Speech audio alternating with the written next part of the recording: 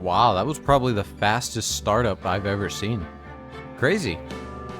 Either way, yes, we're back. It's another Ace Attorney stream. But this time with extra bullshit. Last night we got fingerprinting done. We sprayed everything down for blood. We did everything we possibly could at all the crime scenes in order to go through and get all the evidence we could. And let me tell you, we got very little. I am more confused than when we started. We are currently making negative progress, and I don't even know how that's possible, but we are. So we're gonna hope for the best. Today we're going right into the trial. The second trial, which is probably gonna be an 8-parter trial because these trials are not one section. Apparently they keep on splitting up. They keep splintering. I have no idea what I'm even thinking on this case at this point. This case has me more confused than anything. Usually I'll be able to deduce something. I don't understand what's going on. Like, I'm trying to use logic and logic isn't working. So, we're gonna hope for the best. We're gonna hope that everything goes fine and that everything doesn't go horribly wrong. I believe that's the new save. Yes, it is. Alright, here we go. Day 3, the trial former. Because of course it has to be splintered into 2 or more parts. Why wouldn't it be? Alright. February 24th, 9:41 a.m. District Court Defendant Lobby number 2. So, what do you think, Mr. Wright? I think the prosecution is as confused as we are. After all...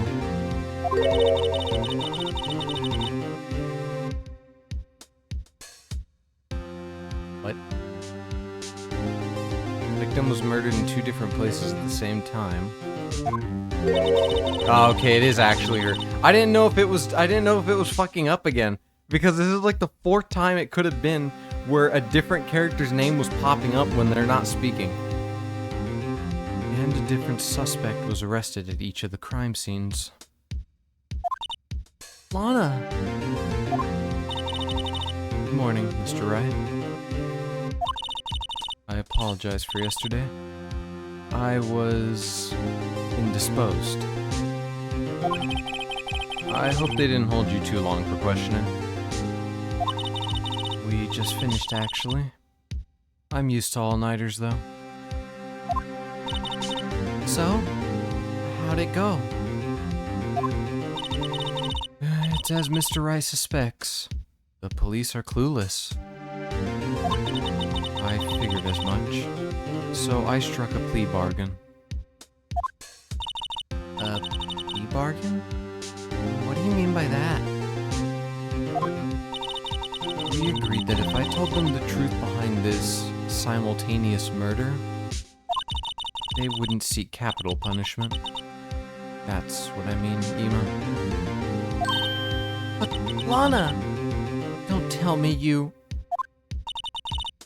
Much to my regret, I'm as much in the dark about this as they are. Miss Sky. We found trace evidence of a certain person in the police department's evidence room. They belong to Officer Jake Marshall. What kind of trace evidence? Bloodstained fingerprints, to be exact. That's the trump card I have up my sleeve today.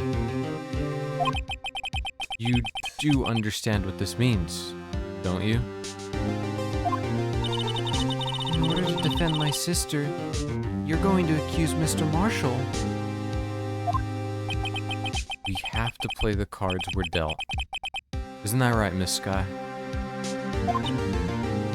Do what you have to do, Mr. Wright. Little does she know, I don't know a fucking thing. I'm just here. I'm hoping. I have my fingers crossed. I'm just hoping and praying that I'm right about anything in this trial. I don't know what I'm doing. I got all the evidence, and even that was a lucky break. Court is now in session for the trial of Miss Lana Skye.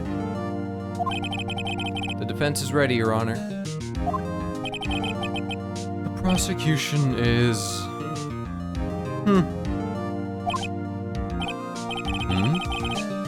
I'm afraid you'll have to clarify.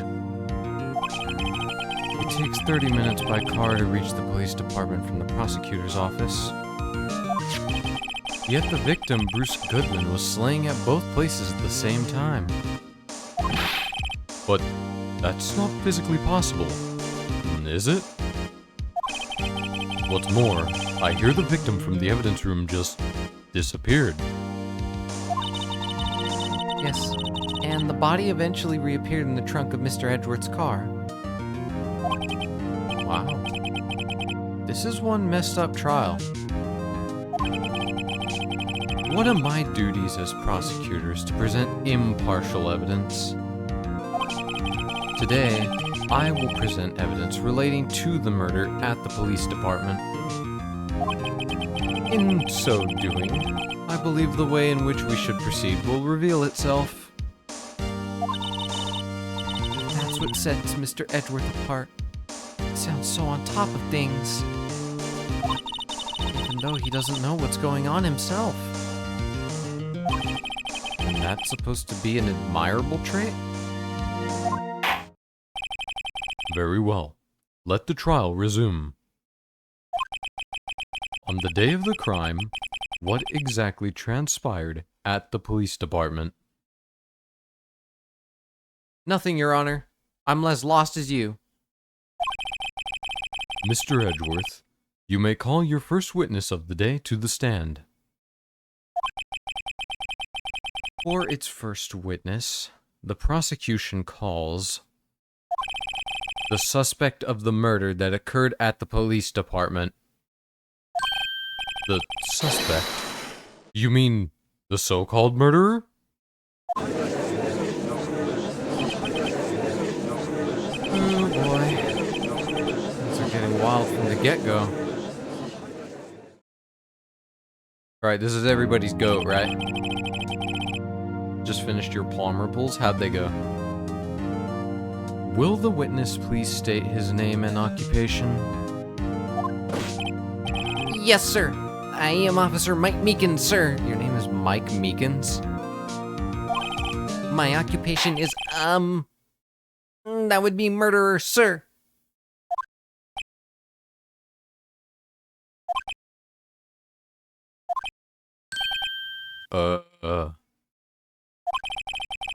So you're telling us that you're a professional killer? Sir, it was me, sir. I'm the one who did it. I'll never kill anyone again, sir. You've got to believe me, sir. Actually? Sir, I'm what you would call part of the younger generation, sir. The person whose actions adults can't possibly comprehend. Please, Mr. Edgeworth, sir. Help me, sir. Officer Meekins. Yes, sir. Will you shut the fuck up and give us your report of the crime? Consider that an order. Yes, sir. As you wish. After all, I am part of a generation that must be told what to do, sir. You can't fault him for a lack of enthusiasm. I don't know if that's enthusiasm. I just kind of don't think he knows what he's doing. Although it's not my normal duty, I was assigned to guard the evidence room that day. I spotted a suspicious man on the security screen and rushed into the room. I was only doing what I was trained to do, sir. I was suddenly attacked. I fought for my life. Then I did it. After that, I passed out. until another officer smacked me awake.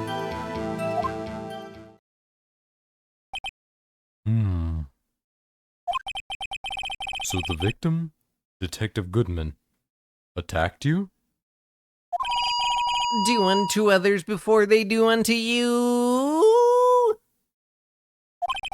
That's the Meekins family motto, sir. I see. Then you fainted and a colleague helped you regain consciousness. Yes, sir. He knocked me upside the head, sir. Very well. The defense may begin its cross-examination. What I need here is more info to work with. Meekins, you said a ton of bullshit, and I don't know what the fuck any of it meant. I can't whip out any evidence on this. You're gonna have to clarify. Hold it! Mr. Meekins, you work in the General Affairs Department, do you not? Yes, sir. Yeah, I am in charge of hiring new recruits, sir. Yikes. There's a scary thought. Wait, can I spray him with a bottle? Hold on. No. Shit. Evidence transferal was taking place on the day of the crime, which meant many officers were given special tasks not ordinarily performed. I was in charge of guarding the Blue Badgers, sir. The Blue Badger? Yes, sir. The lovely police mascot created by the chief of detectives, sir.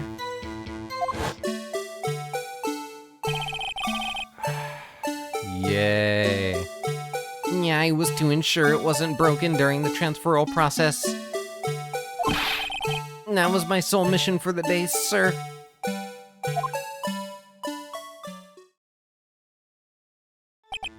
I see. Sounds like a very, important mission. After the award ceremony finished that day, there were so many people running around. Then I relocated the Blue Badger to the evidence room. Oh. So that's why you went to the evidence room? Tell us, what did you see when you got there? Okay, dude, if you need to go to the restroom, just say it. In order to enter the evidence room, you need an ID card. Am I correct? Precisely, sir. Yeah, I have one right here around my neck. So then, your ID number should be listed on here, right?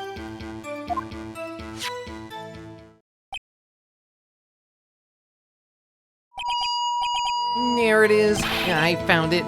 This is the one right here. Could you please read us the number? Yes, sir. It's 4989596. That's my number, sir.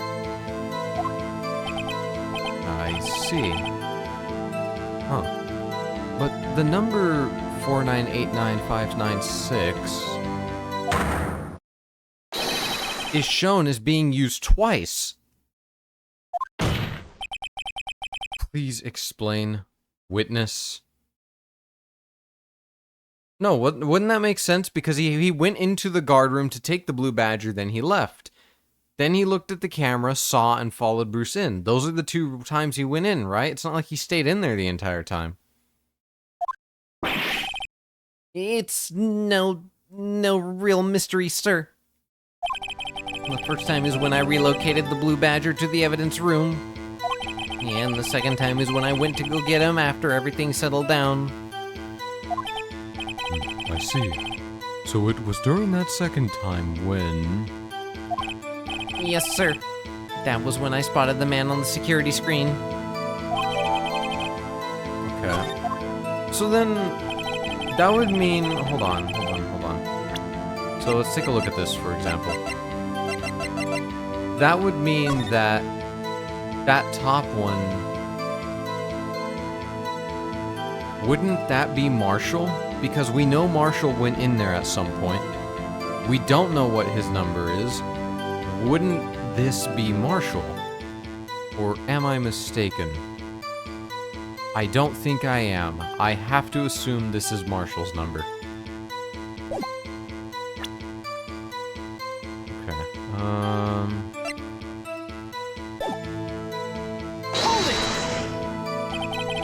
So you were attacked. Can you please tell us exactly what happened to you? It was a knife, sir. A knife. Detective Goldman pulled a knife on you? What happened then? Well, with me charging in on him like that, he looked as surprised as I was. You aren't exactly the kind of person someone would want to run into. And that's when I reacted, sir. I swung my arms like an octopus, struggling to detain him. That's how I got this gash on my hand. You know, octopi don't have arms, right? You know that, right, Mika? You know what, never mind. Maybe if you just keep your cool, your hand wouldn't be... When I saw the blood trickling down my arm, I panicked. I grabbed the man by his collar and I gave him a walloping that he'll never forget.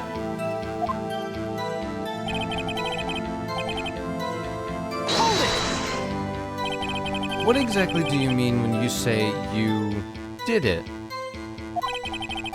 Yeah, I know I don't look the type, but I'm really into kung fu films, sir. Okay, cool. The man let his guard down for just an instant, so I snatched his knife from him, and then I did a Mortal Kombat fatality. You took his knife? I spun around and performed a disarming maneuver. I made sure to close my eyes like a man. I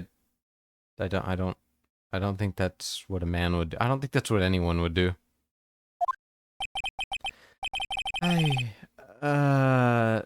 See. He must have been desperate.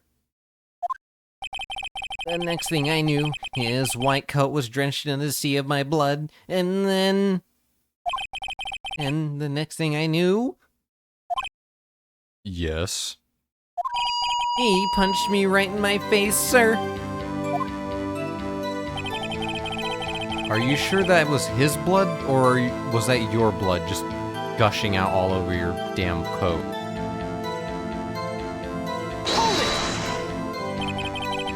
About what time did you regain consciousness?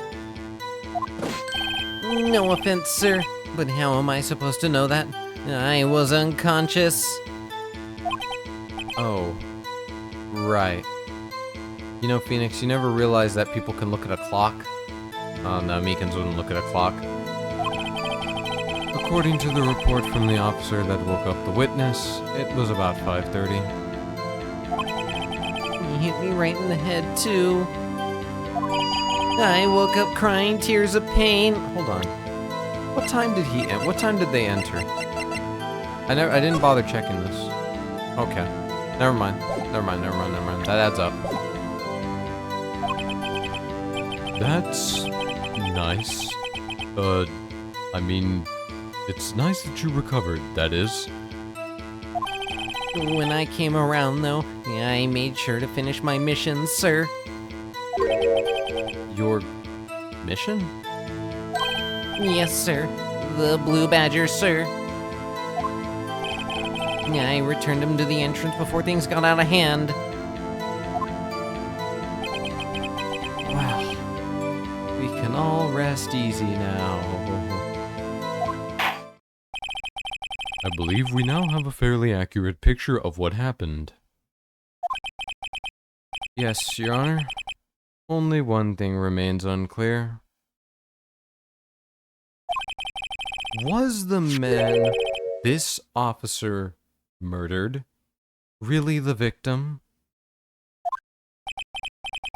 He's got a point.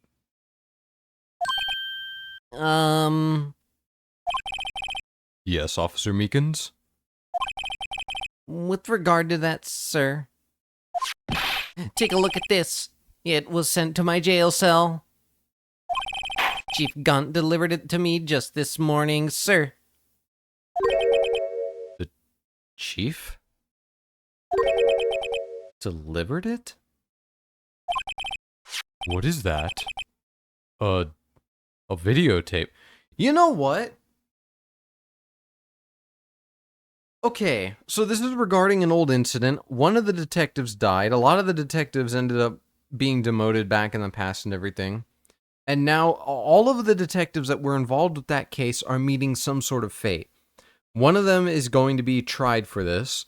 One of them is dead. And the other ones are just being hush-hush about it. So, what if the chief is covering things up? I'm not saying he did it, but what if the chief is involved? Because he's acting weird. He's acted very strange with this entire case. Not really with Phoenix, but with all the other characters, he's been acting odd. So, that's starting to lead me to assume that he might have something to do with this. I don't necessarily think he did either of the murders, but it really seems like there's something he's trying to cover up here. That's just my hunch, though. That's just what it feels like. That's what I'm thinking, at least. Yes, sir. That's absolutely right, sir. A videotape, sir. It contains footage from the security camera in the evidence room. The videotape is a curse? Oh, is this the videotape from, oh my god. Is the horror movie The Ring? Is that the one I'm thinking of? Is that the one where when you watch the tape that you get cursed to die in 7 days or something? It's also in Yakuza. Objection! What? But I specifically asked if there was such a tape. And was told it had been mistakenly erased. That's quite a mistake. I just do what I'm told, sir. It's the only thing I'm really good at. Looks like communication with the police department is as good as ever. Well then, let's have a look. Show us the video of you murdering the victim. Oh. Please stop using that word murder, sir. It scares me. Video of a real murder. Just what are we getting ourselves into?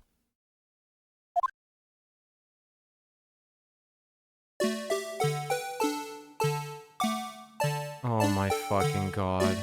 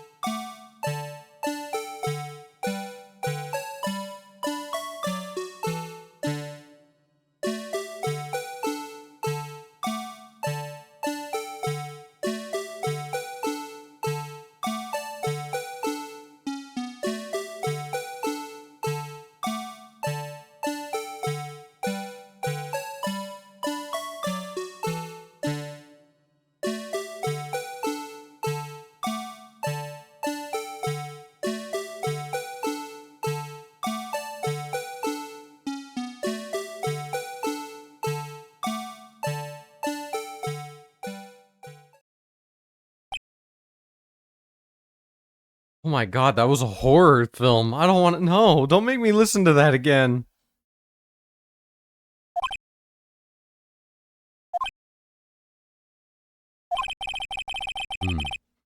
Well, I believe we're all thinking the same thing.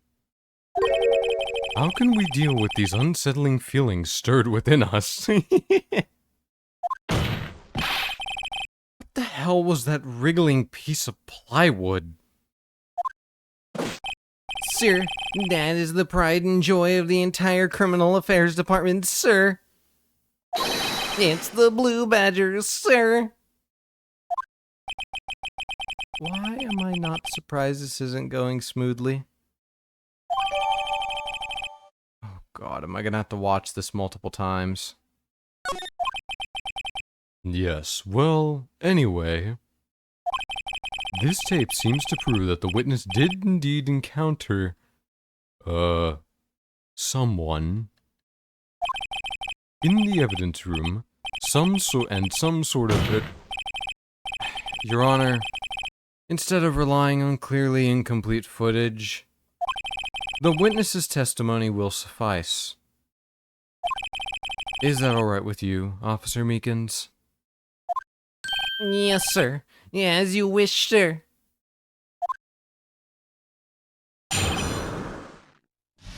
Okay, what's he gonna say this time? Watch the footage again, sir. I promise it's worth it, sir. His face can't be clearly seen in the video. But there's no question that the other person was Detective Goodman, sir.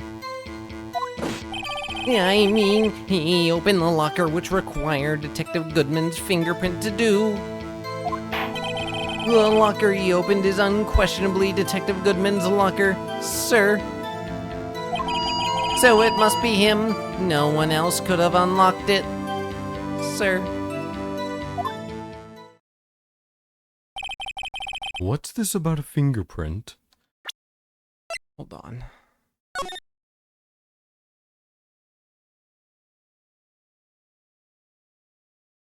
It was already unlocked! Right? Right. I'm not stupid, right? He has a voice like a wimp. Yeah, I had to purposely give him that. Indicator lamp lights up when it's open. It was already open! Each detective has been given a locker, equipped with the fingerprint-activated lock. These locks ensure that each locker can only be opened by the detective it belongs to. Intriguing. That would mean... the victim at the crime scene would have had to have been Detective Goodman. Very well. The defense may begin its cross-examination. Objection, Your Honor! I don't know where this cross-examination will lead. But everything begins with contradictions. That's where I have to start.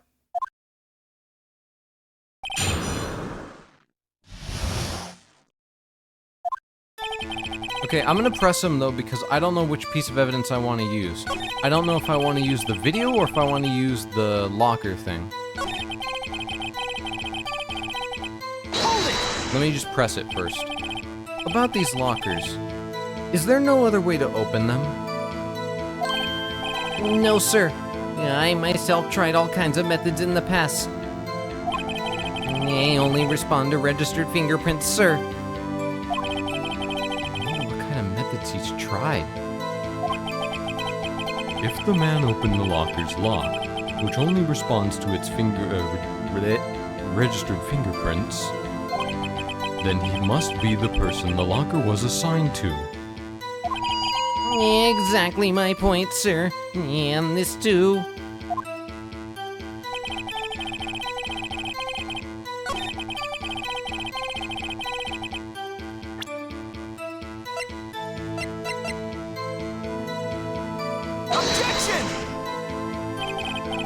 Oh my fucking god.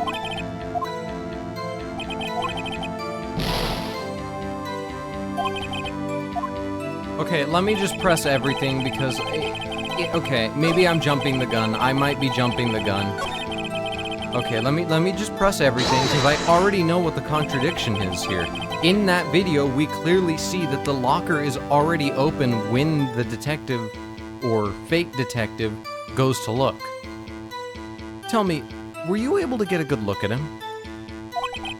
At the face of the man who attacked you with a knife? Sir, if you must label people as having seen or not seen the man's face, I believe I would be classified as, the latter. The latter? You were standing right in front of him, were you not? More to the point, you are the person who fought him, aren't you? Oh, yes, sir. But I didn't get a clear look at his face, sir. I'm not the kind of guy who looks directly at people when talking with them, you see. Yeah, that's a good trait for a police officer. Still, I'm sure it was him. I'd bet my badge on it. Okay, put your badge on the table.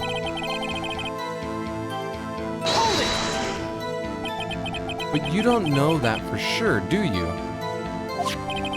You never actually saw Detective Goodman's face.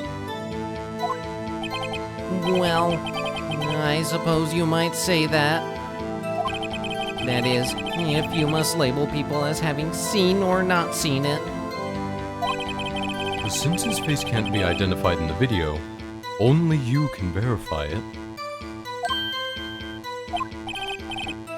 Why is everyone looking at me? If I had to label your stares as disturbing or...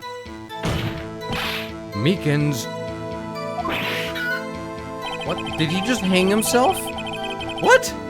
What was that? Having been shown a questionable video at best, we are not in the best of moods. Now, please, be more certain when you testify. Yes, sir. You claim the man who brandished a knife on you was Bruce Goodman. Tell us why you are positive it was him.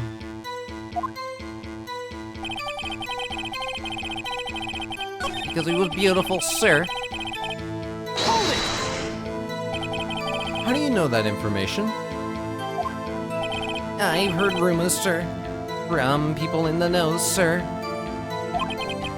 People in the know? The workers in the department cafeteria, sir. They keep me informed.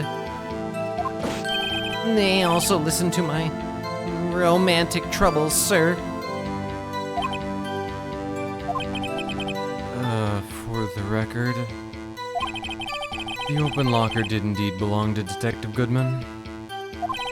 I verified this information through a more reliable source.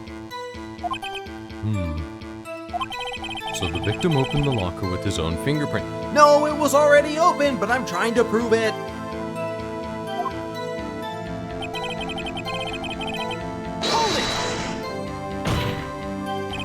However, the most important detail is not shown in this video. The man's face. Sir, if I may say something, sir. Please do. After all, you are the one being examined. I don't understand why the man's face is so important in this case, sir. I mean, it was his hand that opened the fingerprint lock. And it was his hand that tried to thrust his knife into my body, sir. He was trying to thrust into me, sir. I did not consent. My unsettled state can testify enough to this, sir. Yes, you have a point. The footage doesn't lie. I know, and I'm trying to prove a point. That is, unless the defense can find a problem with it. Mr. Wright, let's check the court record again. Is there a problem with the security log? Yes, there's a problem, and I've been...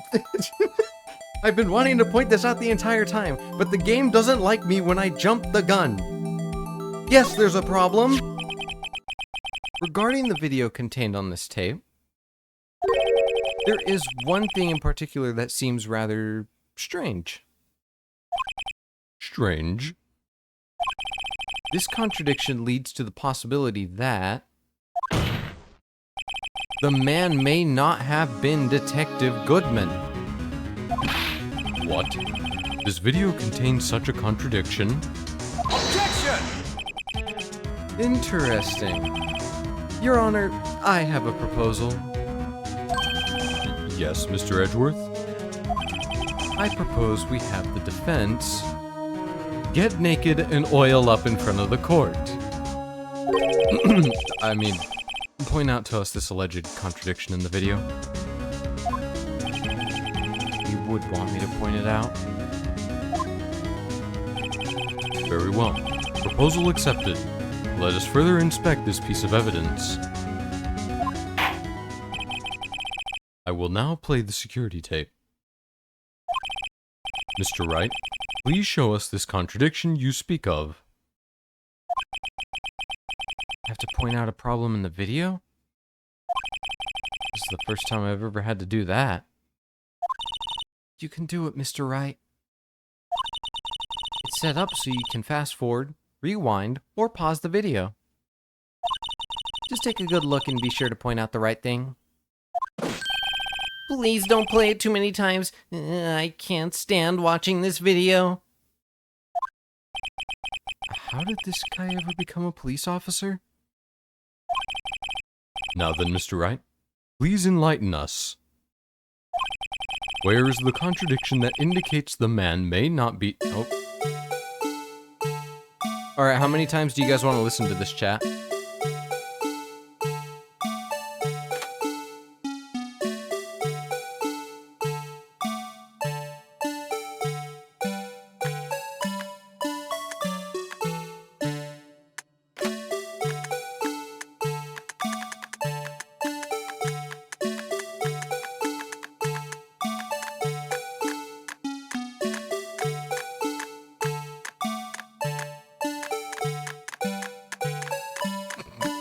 Sorry, I'm having too much fun with this.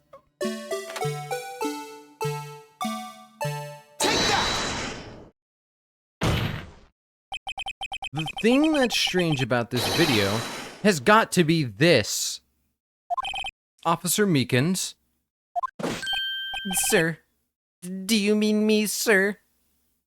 No, I mean the other Officer Meekins, dipshit. As I understand it, why is the music back on? Why is the music back on? Stop. No, turn the music off.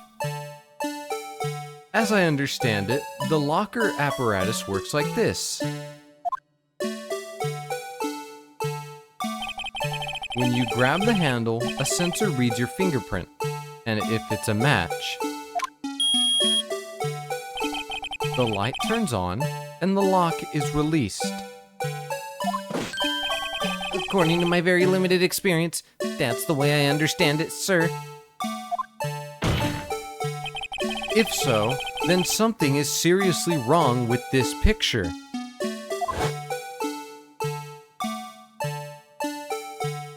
Hello, Blue Badger.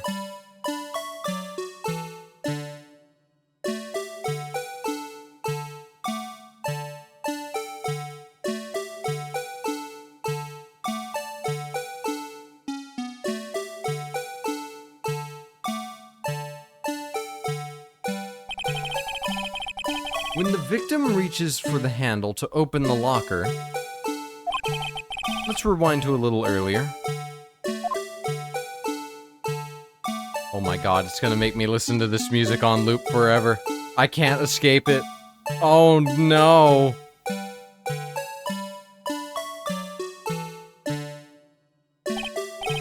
Here, notice the light. What's this? It's... already lit? Precisely my point, Your Honor. The locker was already opened before the victim grabbed the handle.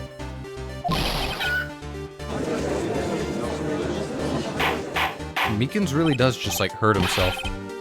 Order, order. What's the meaning of this? It's very simple, Your Honor. The locker wasn't locked on the day of the crime. Objection! But the locker locks are controlled by an electronic system. When a door is shut, a sensor is triggered, and the locker is automatically locked. Oh, I know. It must have been broken down. Of course, I'm not an expert in this. That's not likely, Your Honor. The sensor would detect and report any malfunction. Oh well. It just goes to show novices should keep their mouths shut. So then, Mr. Wright, do you have an explanation? This is the first time the judge has actually tried to be useful, and he fucked it up somehow. Me, Your Honor? Yes. Why wasn't the locker locked? Me, Your Honor. Yes, well, you see, this isn't exactly my field. What do you think, Miss Scientific Investigator? Huh? Oh, maybe something like jam the system sensor? Something jammed the sensor? Say, there's something else that seems out of place in this video. Okay, this is what I have to look at, because that's the only thing I paid attention to. I genuinely only saw that, so if something else is amiss, I don't know what it is. Okay, this is going to be a test of me, then. Yeah, I thought so too. There's gotta be another clue somewhere in this footage. Very well. Let's inspect the video once more. The locker wasn't locked. Mr. Wright, please point out the cause for this. Oh, something slipped out. Wait. Okay, hold on. Something fell out when he opened it.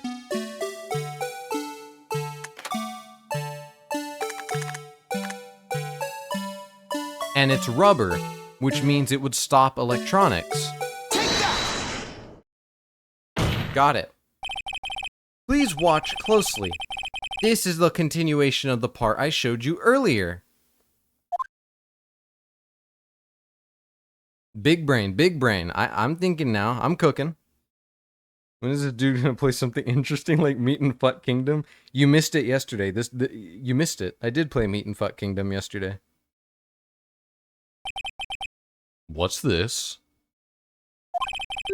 Something white fell out of the locker? But, sir, it's been my experience that things fall out when the doors are opened. I often fall out and roll great distances when I open my... Shut the fuck up, Meekins. We can't be sure that item was completely inside the locker to begin with. What do you mean? The sensor triggers the lock when the door is shut. What if something was inserted, say, between the sensor and the door? Inserted? What does insertion mean? I need a physical example. Edward, Phoenix, I need you two to show me.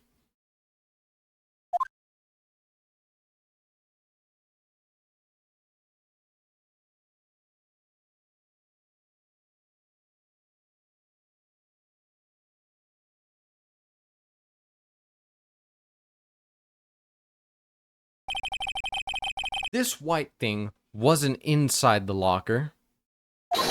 It was stuck between the door and the sensor. Oh, yeah, I understand now, sir. It's just like my tie. 2 out of 3 times it gets stuck in the door when I get out of my patrol vehicle, sir. Instead of the door closing, my tie... Shut the fuck up, Meekins. But the object would have to be extremely thin to fit in the door. Not only that, it would also have to block electrical currents. A rubber glove! It would need to be an insulator. Yes, an insulator. But at the crime scene, there just might have been something that fits the description. But, sir, by insulator you don't... Shut the fuck up, Meekins. I think I finally got this figured out. Very well. Will the defense please present the relevant evidence? What was this insulator that was stuck in the locker door? It was a glove, Your Honor. Take that! I found this near the locker. A thin rubber glove. That actually looks pretty thick, Phoenix. I'm not even lying. That looks like a pretty thick rubber glove. But we can't be sure that was in the victim's locker. Oh my god, look at the fucking footage, Judge. We're all watching the same thing. It has a tag that says SL9 incident. The video seems to depict the victim opening the locker. But that isn't the case. The lit lamp attests to this. On the day of the crime, even I could have opened that locker. Is this not so, Officer Meekins? Sir, it would appear so, sir. Oh, he has his handcuffs locked around his little, like, lanyard. That's what it is, okay. Order. So, are we to believe then that the victim, whom this witness stabbed in the evidence room, was not Detective Goodman? Objection! Do not be misled, Your Honor. What do you mean, Mr. Edgeworth? The defense has merely demonstrated that possibility and nothing more. The victim in the video was indeed Bruce Goodman. The prosecution will offer one more testimony to prove this. What? Officer Meekins, please testify about this. Sir. Me, sir. I'm not sure what you're referring to, sir.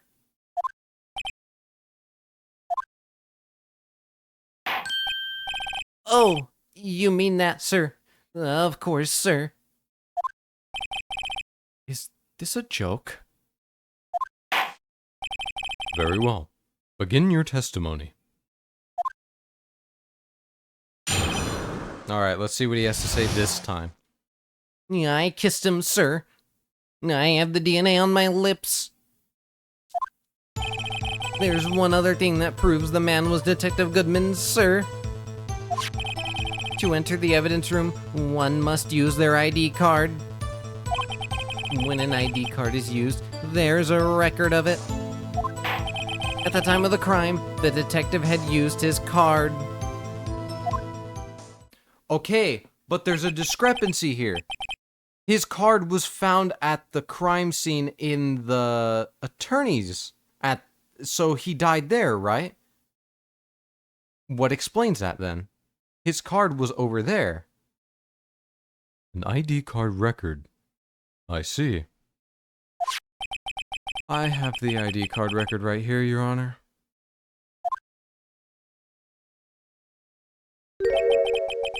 The ID used at 514 is that of the victim. Just before the crime. Yes, without a doubt, this is the victim's ID. However, one thing does strike me as unusual. Hold on, this just reminded me of something.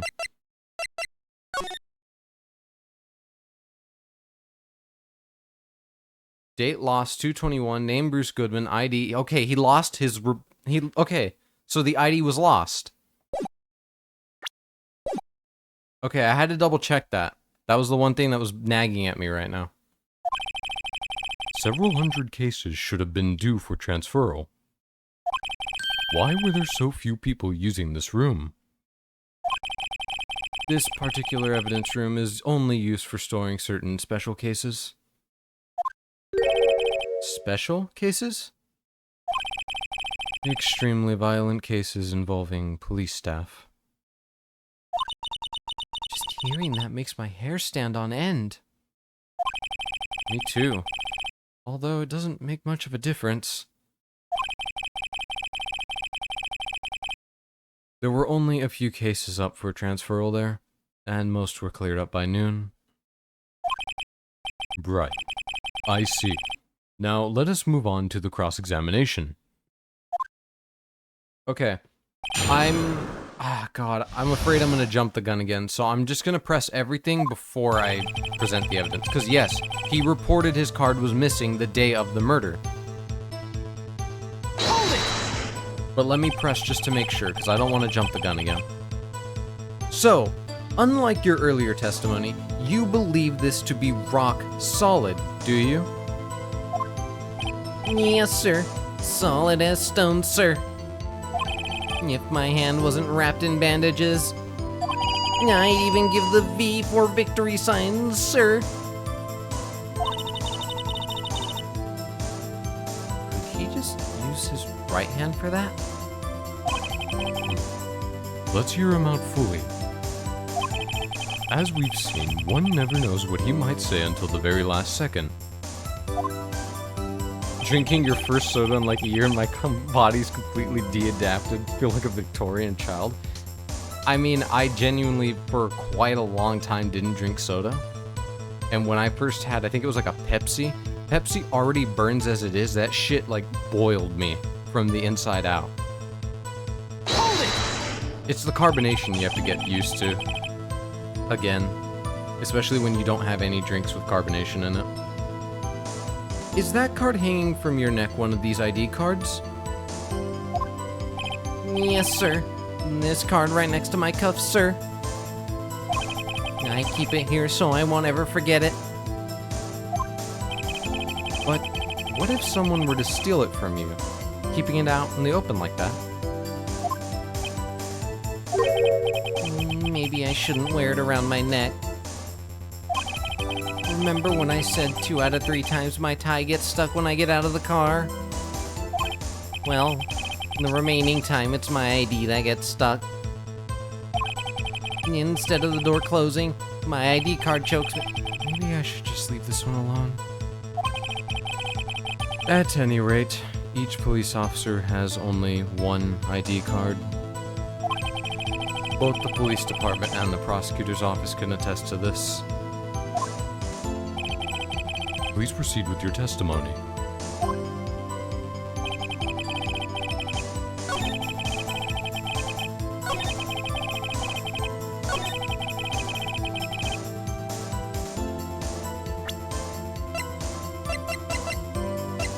Objection! I don't need to press anymore. Wait one moment, Officer Meekins.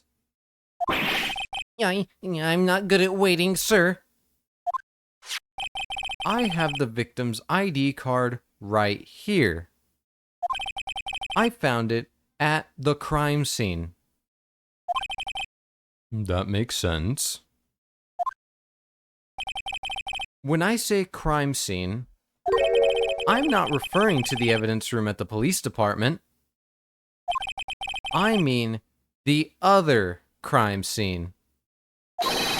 The underground parking lot at the prosecutor's office. Your Honor, I have one more piece of evidence to present. Should you play Crysis 3 or Shin Megami? Play Shin Megami. Get a couple hours in there. It's a very important clue regarding the victim's ID card. A lost item report. It's only half completed. But it shows that Detective Goodman had lost something on the day of the crime. Something important enough to fill out this report. Let me guess. You believe this something must be his ID card, right? I can't say for sure, but there is a high probability. On the day of the crime, Detective Goodman was not carrying his card. Order, order. So now, what does all this mean? It can only mean one thing. It doesn't even require much thought. The man Officer Meekins encountered in the evidence room was not Detective Goodman, but rather the man who stole his ID card.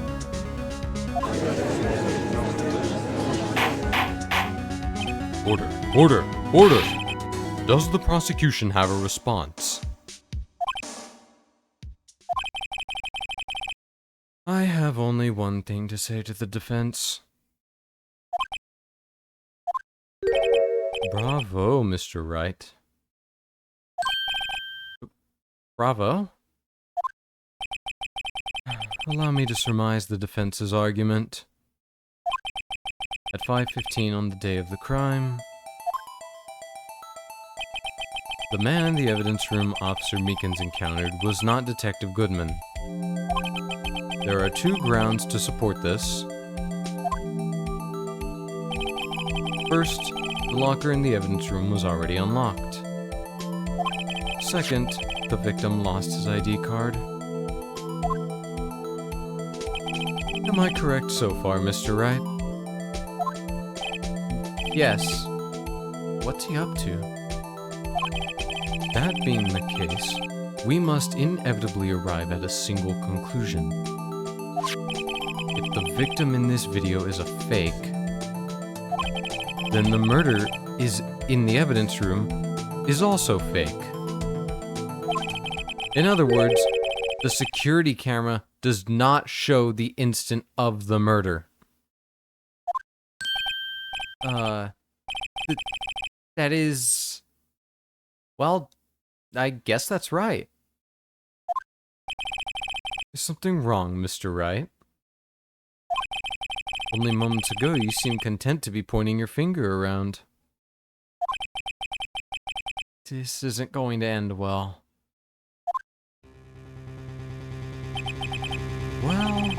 Well, it seems you finally realized exactly what you've gone to such lengths to prove. Explain yourself, Mr. Edgeworth. The defense has already done the explaining for me. The victim in this video is a fake, which means a murder did not take place. At the police department at 5:15 on the day of the crime. So the real crime could only take place at one location, the underground parking lot. At the prosecutor's office, the murderer being Miss Lana Skye, the defendant. Holy fuck, I just realized.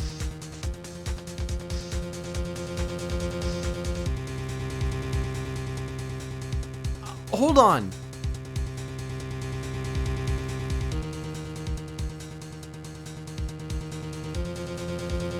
The fake, what's his name? Goodman had a knife, right?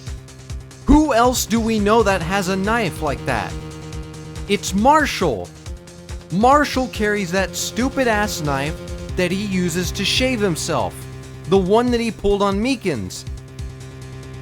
I just realized.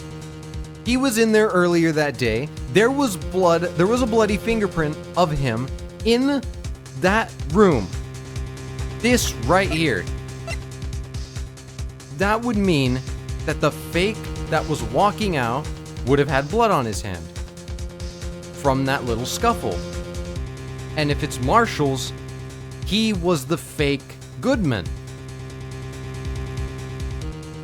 Holy shit, wait a minute. I don't know how that ties in yet, but I figured it out.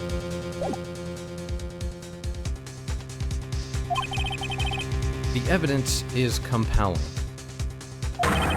A trustworthy witness observed the moment the defendant used the murder weapon. I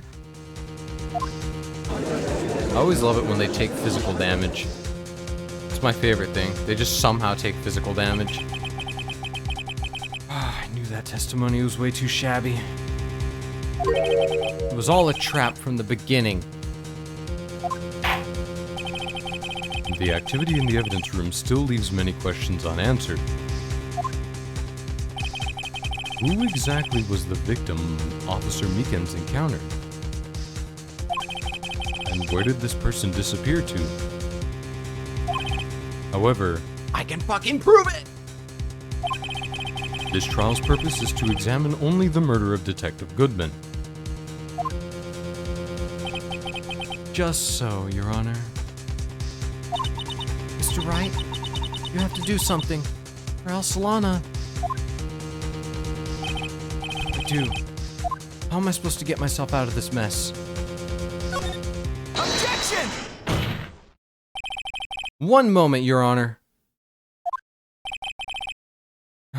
What now, Mr. Wright? Don't tell me you're objecting to what you've just proven. Of course not. But I almost walked right into the prosecution's trap. What are you talking about? This cross-examination has proven one thing and one thing only. The security video did not show the actual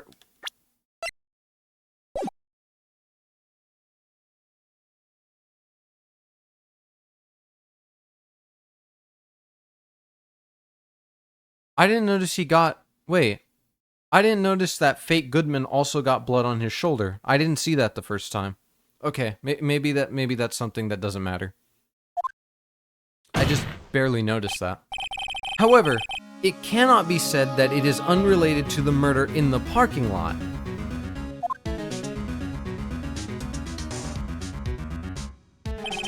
Specifically, large amounts of blood traces were found in the evidence room. The defense demands further examination into the truth of the matter. Mr. Edgeworth? Yes, Your Honor.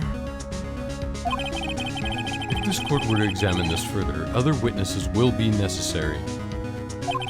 Is the prosecution prepared?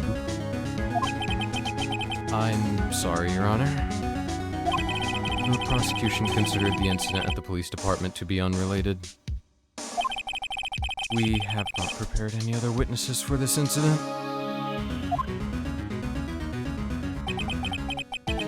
This just might be my chance. Time to call a certain Texas Ranger to the stand. Yeah, Phoenix, fuck yeah, here we go. This is what I wanted to talk about, baby. Mr. Wright, do you mean... Your Honor? The defense would like to request a specific witness. Oh? Whom do you have in mind? Someone we have reason to believe knows the truth. The truth behind the activities that took place in the evidence room.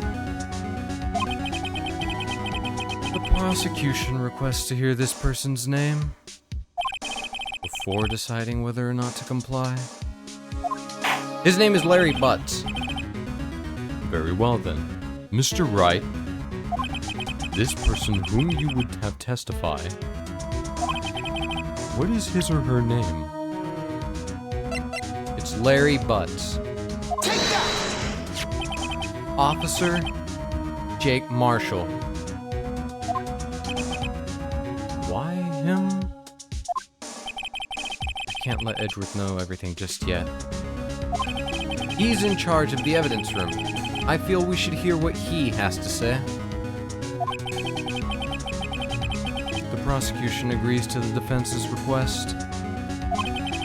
Since he was responsible for guarding the room, we should hear his testimony. Fortunately, he works in the police department. We shouldn't need longer than 20 minutes to prepare.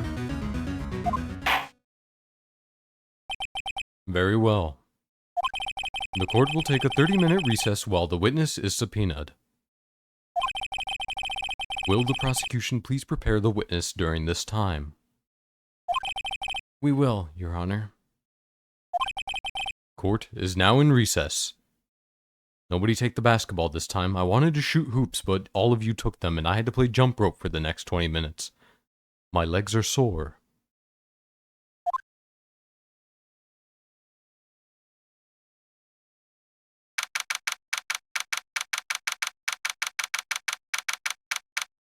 February 24th, 11:32 a.m.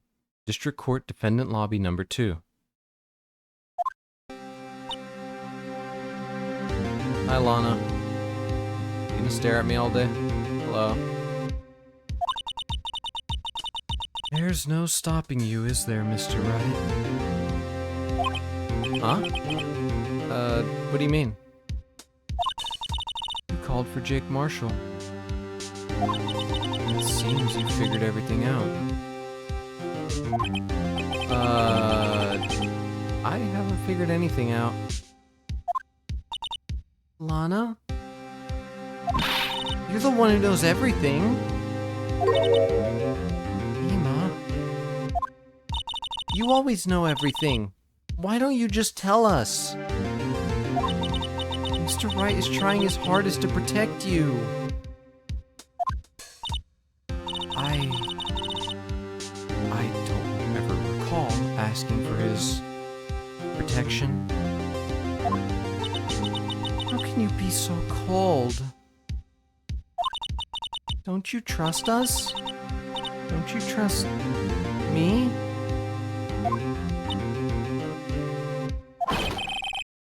Hope I'm not interrupting anything, pals.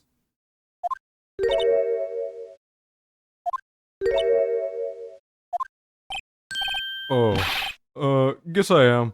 I'll come back later. Wait, Detective Gumshoe. What is it? You got a lot of nerve, pal. Making a detective run around all while on duty? And to top it off, you call me here? I've seen happier people at funerals. Sorry, Detective. Better be. Al. Hey.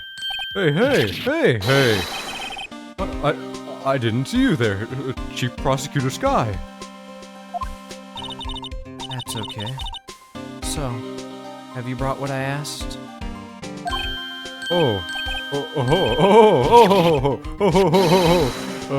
mean this, right? My apologies, Detective. Due to my present circumstances, I was forced to use Mr. Wright's name when making my request. My name? Never in a million years would I thought it was you who asked me. Did I bother you to bring me the SL9 incident files? I'll need them by noon. Talk about crazy. The SL9 incident? But, Lana, that's... I thought Mr. Wright might need them, so I had them brought here. Here, you might do well to read them. I can't believe you. The chief prosecutor? Were a witness in that case? Miss Sky was a witness? The people are talking once more, yeah. Hi, Idly. Mrs. Hello Kitty streams. True. Everybody secretly misses the Hello Kitty streams. It's always in their hearts forever and always. I don't know if you got to play the DLC, the City DLC that came out.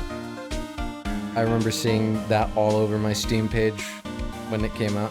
Honestly, that kind of looked like fun. That was the one DLC I kind of looked at like, okay. It's an amazing DLC. That one I actually thought looked pretty decent. The other one is okay, but I don't know. I wasn't too fond of the way it looked. The City DLC, though, I liked the way it looked. Genuinely. 30 more Hello Kitty streams. You want to know my favorite thing about Gumshoe? Is everybody trusts him in a way. Everybody knows he's too pure of heart. Like, he's too innocent. So everybody immediately trusts him to do something. If he does something without someone telling him, he usually does it wrong. But if you tell him, he somehow always does it right. Except for when he saved me and Maya. That was just purely him. He wanted to prove that he's goated. Files for the Joe Dart killings.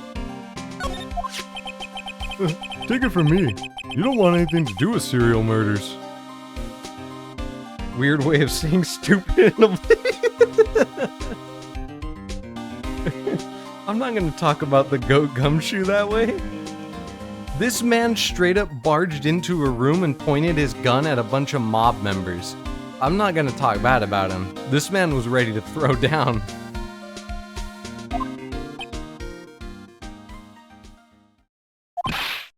Oh, what? Now that I brought you your stuff, you're just gonna ignore me? Ima. But why?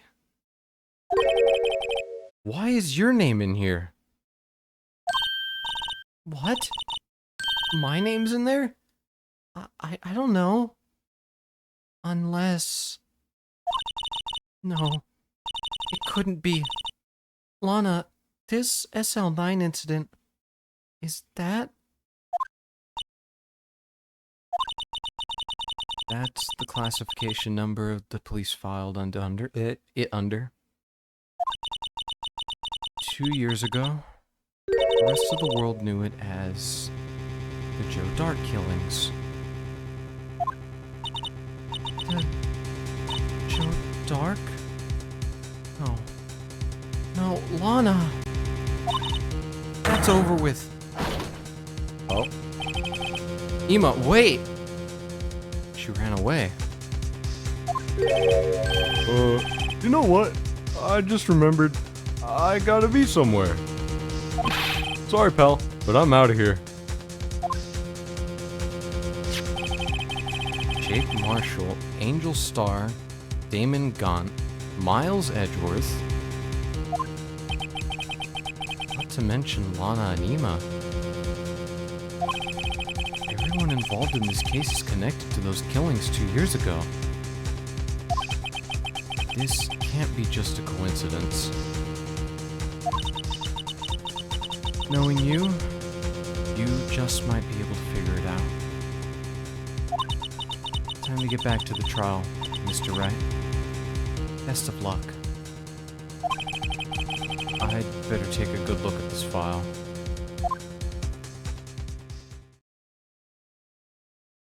Does this have to do with their parents' murder?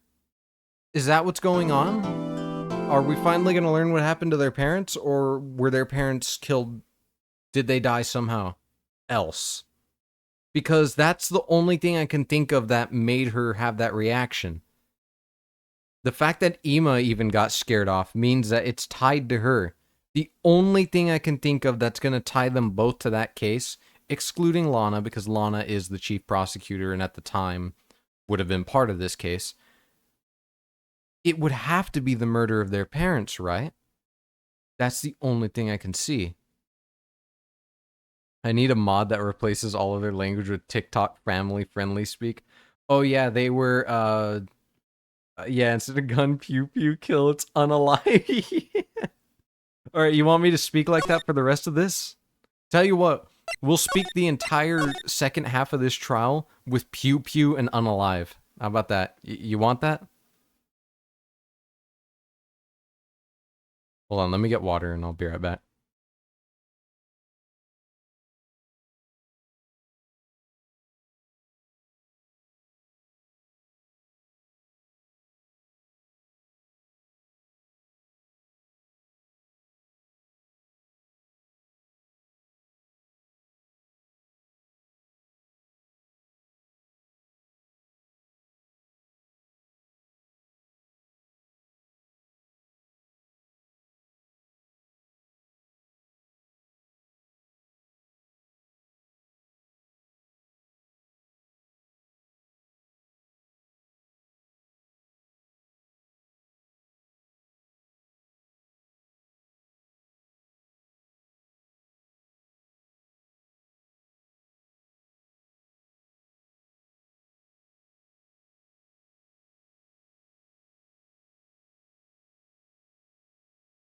Make everything family friendly.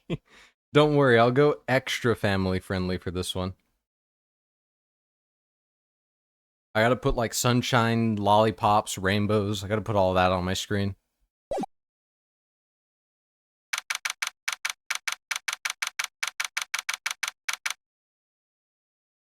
Green Grunt Dude will now be renamed Jolly Jubilant Jester. Emperor of the Idiots will now be named Emperor of the, I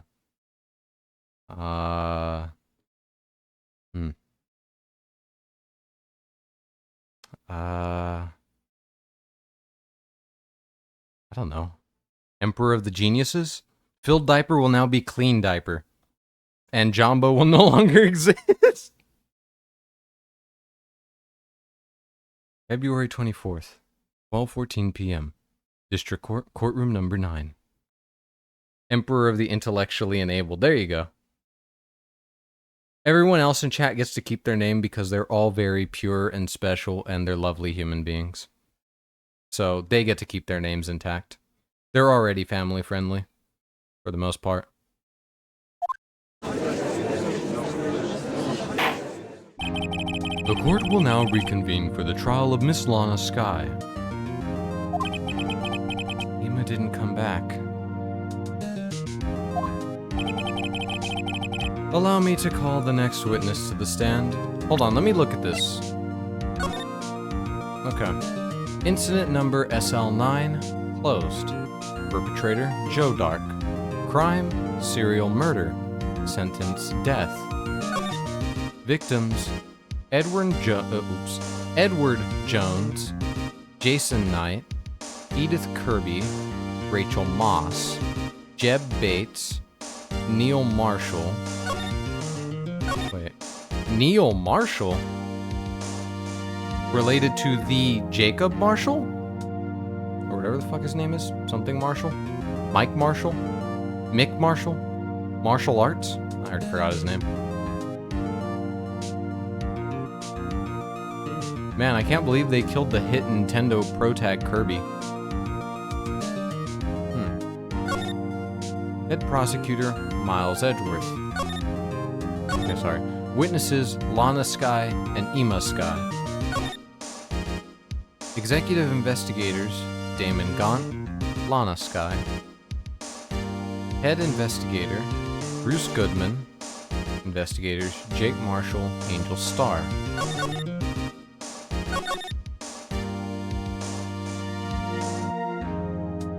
Okay.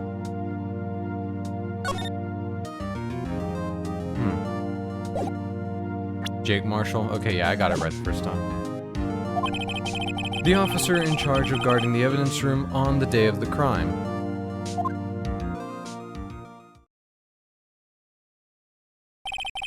Witness, please state your name and occupation. Do the victims have Skye in their names? No, none of the victims have Skye in their name. That's why I kept double checking.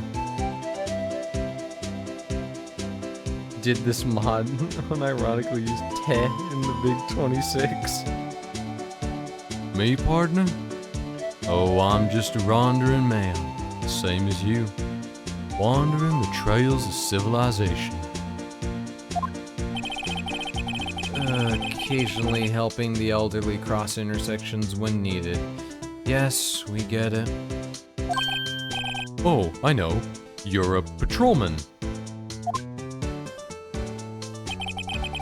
As for my name, you listen hard enough, you can hear the howling wind calling it out. To be exact, it's Jake Marshall, Your Honor. Howling wind? I've never heard Edgeworth described that way before. Now, Mr. Marshall, let me ask you something. You were in charge of guarding the evidence room on the day the crime took place. Is this correct? According to those papers, partner. What do you mean? A desperado's soul is as boundless as the desert sands. No paper can sum it up. Maybe it's best if we get on with this quickly. Please share with us your testimony on the day of the crime. In plain old English.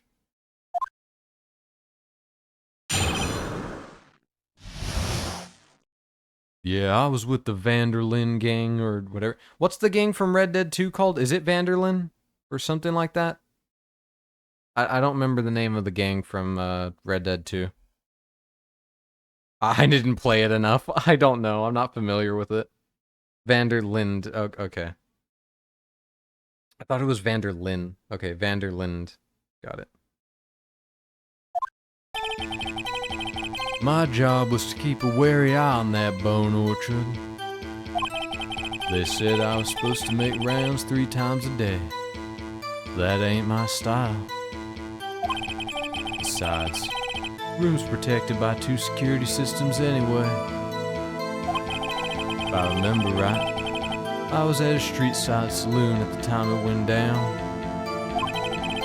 I'm just an innocent traveling man. So if you're out of ammo, it's time I hit the trail.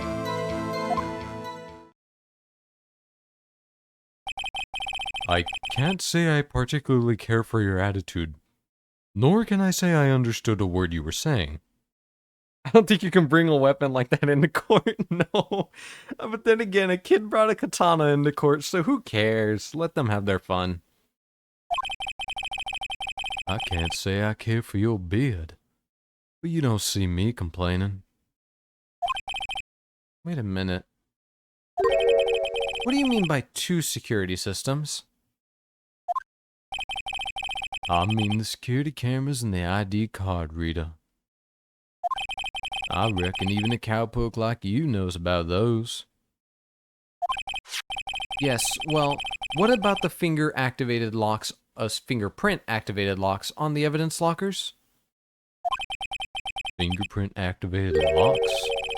What kind of newfangled doohickeys are those? He's not being very helpful. He's not that good with machines or with following orders. Everyone's got their weaknesses. Now don't they, Mr. Prosecutor? This one seems like trouble. Okay, Mr. Wright. He's all yours. Okay, but he knows he was in that room, and I can prove it. I just don't know what I have to prove it on. Yeah, let me see.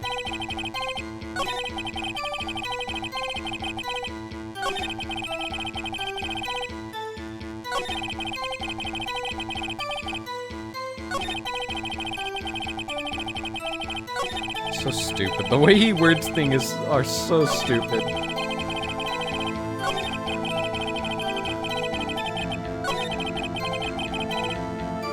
Hold it!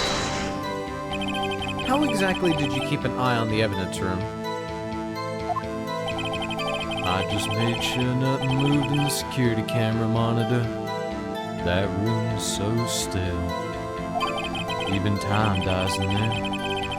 I was just a caretaker who interred the recordings. You interred them. Videos and nothing aren't that useful. When the time would come, I'd erase the tape. If nothing unusual is recorded, tapes are to be erased every 6 hours. Each time I'd erase a tape, it felt like I was erasing a part of my life. This guy has a flair for the dramatic, but it isn't going to do him any good. So, in actuality, you don't physically enter the evidence room. Yeah, he does. Hold it! But you made your rounds on the day of the crime, right? Ain't you heard what I said, partner? I told you that ain't my style.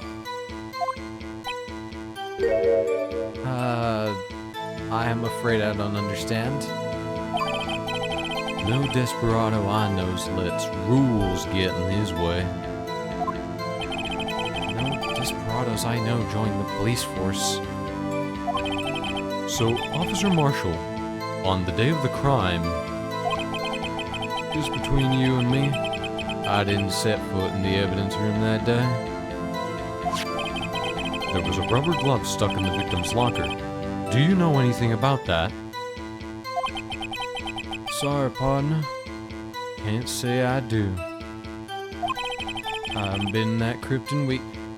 Object, Phoenix! Object! Please let me object! How does this guy avoid being fired? Let me object, please! God! I had the perfect opportunity to object when he said that he hasn't been in there.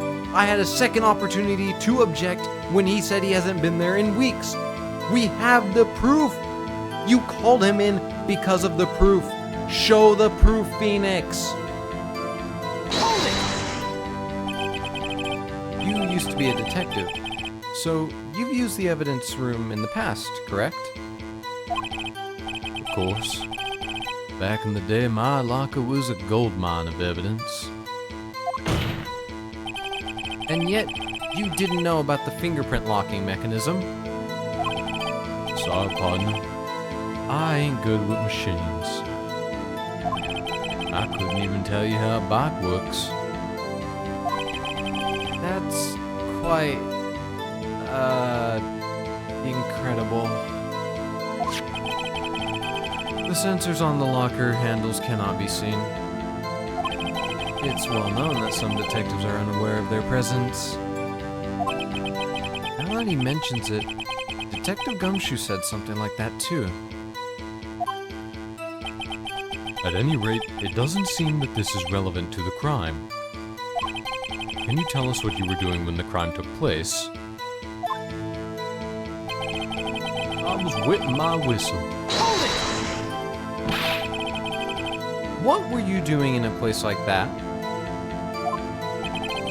I was eating spaghetti. Not even Angel's steak lunches can beat that parlor's Bongoli sepia pasta. Do you mean to tell us you abandoned your police duties to eat some noodles? Not all desperados eat tacos, partner. That's not what I meant. I hope this has at least taught you a lesson. That's strange. This is usually where Edgeworth says, "Did you not want to raise this year?"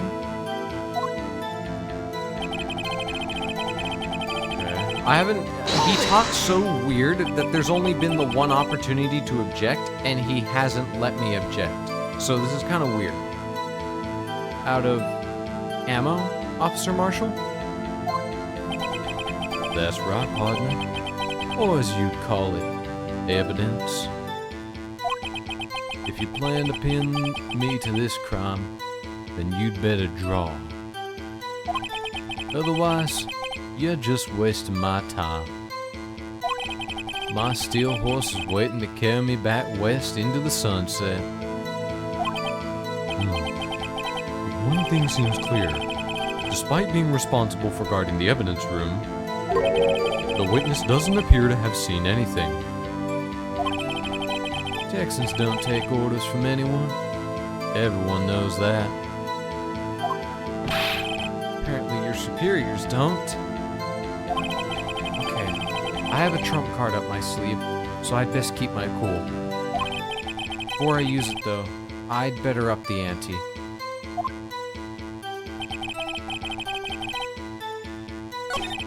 So would I use it on the if you don't have no ammo? I don't either. I don't carry a gun with me.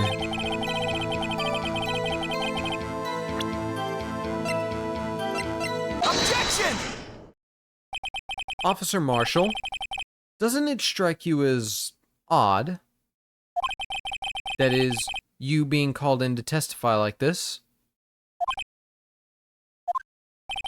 After all, you weren't in the security room at the time of the crime. And yet you dragged me down here. Explain yourself, partner. It's quite simple. You left a very large trail behind at the scene. Or, to be exact, a handprint. Listen real good, partner. Like I said, I'm the caretaker of that crypt. I pay my respects. That is, make my rounds about once a month. It's only natural my fingerprints will be in there. Objection! I only wish it were, officer. But you see, I hate you. Joking, I love you. Your fingerprints were covered in blood. Witness, what's the meaning of this? Your bloodstained fingerprints were at the crime scene? The blood was wiped away. However, a luminol test clearly revealed this. Well, Officer Marshall?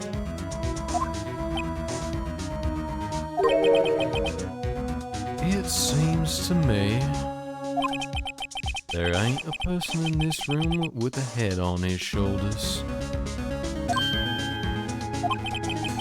I take it you have an explanation then, Officer Marshall? About the bloodstained fingerprints? Very well.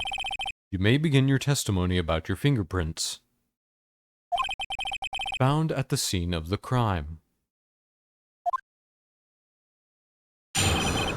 My blood just did that. I don't know how to tell you. It framed me. I'm innocent. My blood ain't. Like I said, it's only natural for my fingerprints to be in that evidence room. One of them just happened to be at the same place as the blood-stained handprint. It was like some ritual of the night or something. The murderer touched my locker where my fingerprint was by chance. The blood stain and the fingerprint are completely unrelated. Well, didn't you know that the murderer was wearing gloves? See, I had nothing to do with it. Okay, fuck yeah. Wait.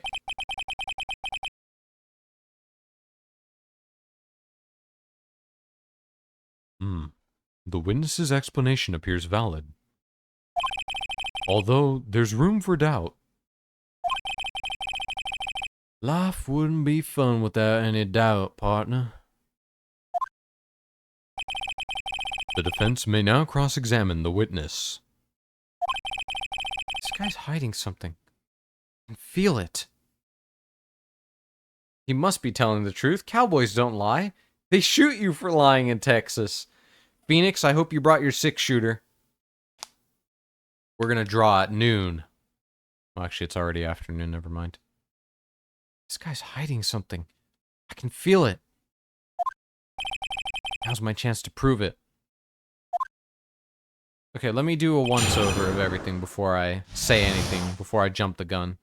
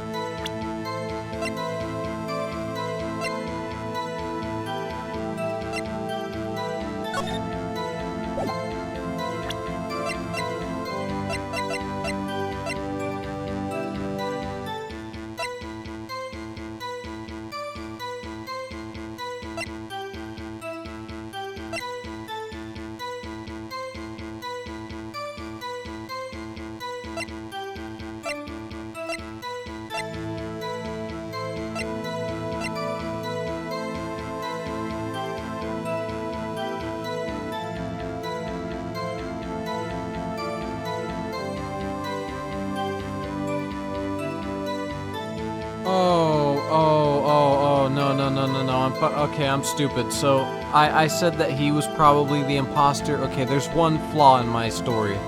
There is one flaw in my theory. And it's this. This was the knife that the guy had, not the knife that Marshall has. That is a hole in my story. That's the flaw. Okay, never mind. I do have a flaw in my theory. Okay. All this early stuff I don't think is used. Okay, that was a flaw. Okay.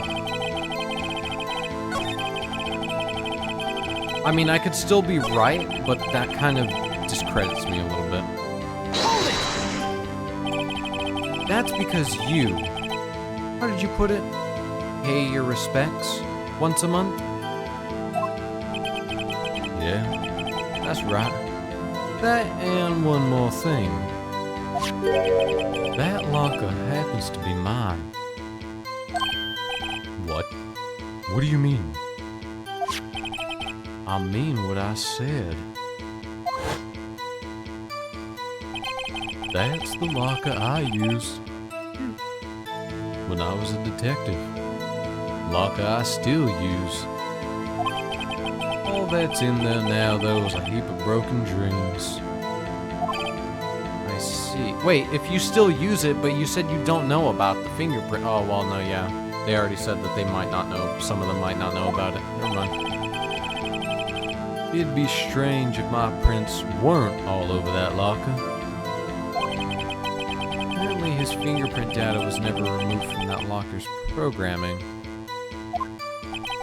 He must have been using the fingerprint lock all this time without ever knowing it.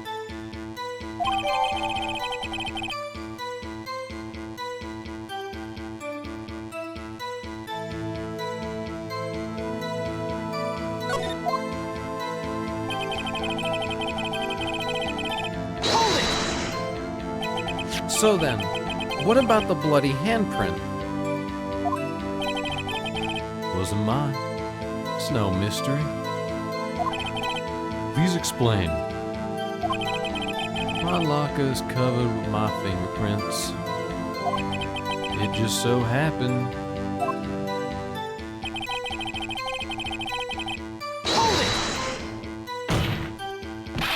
The chances of that happening are 1,000,000 to 1.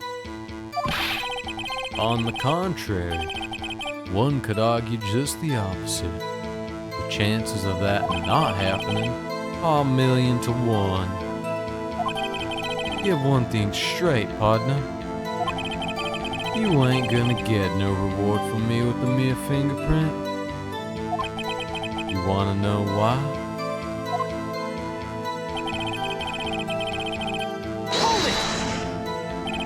Unrelated.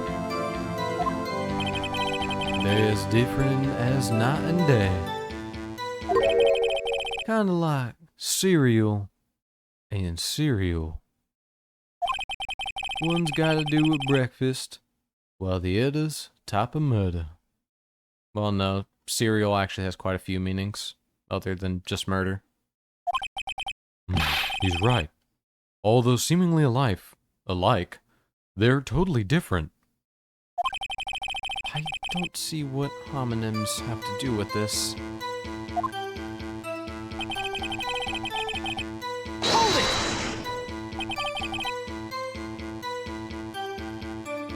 How do you know that? I may be a loner, but I still do my job. I keep up on the reports.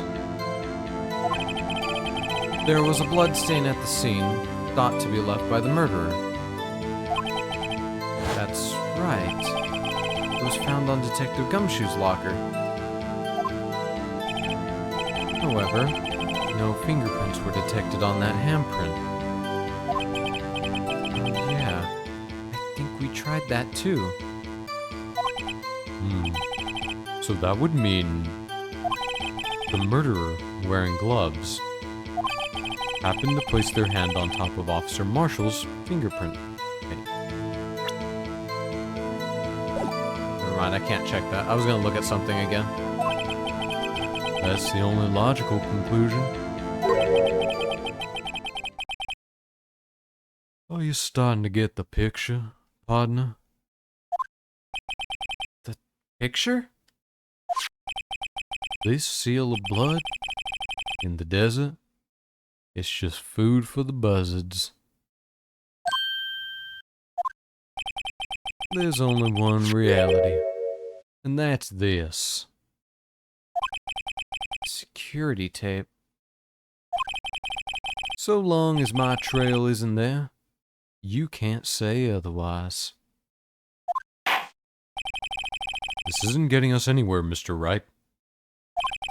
Please consider carefully where you're going with this cross-examination. Yes, Your Honor. Now then, continue your testimony, Officer Marshall.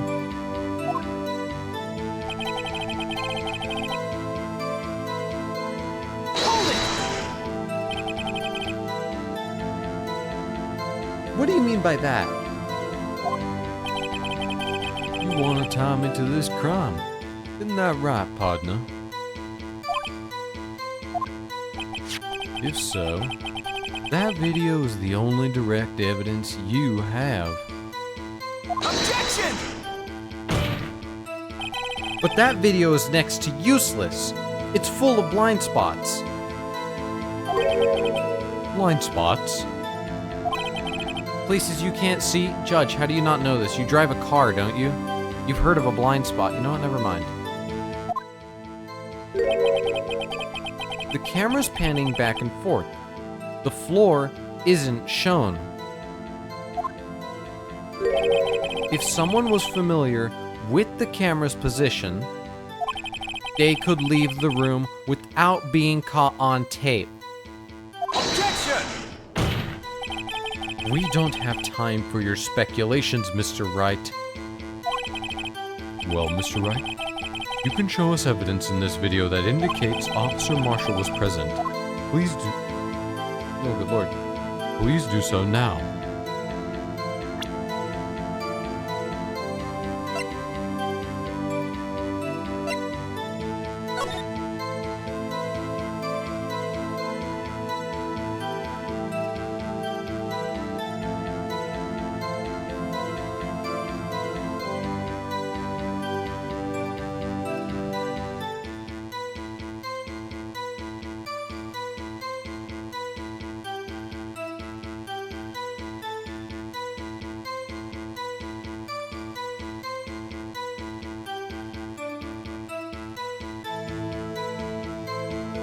Bailiff, whack his pee-pee.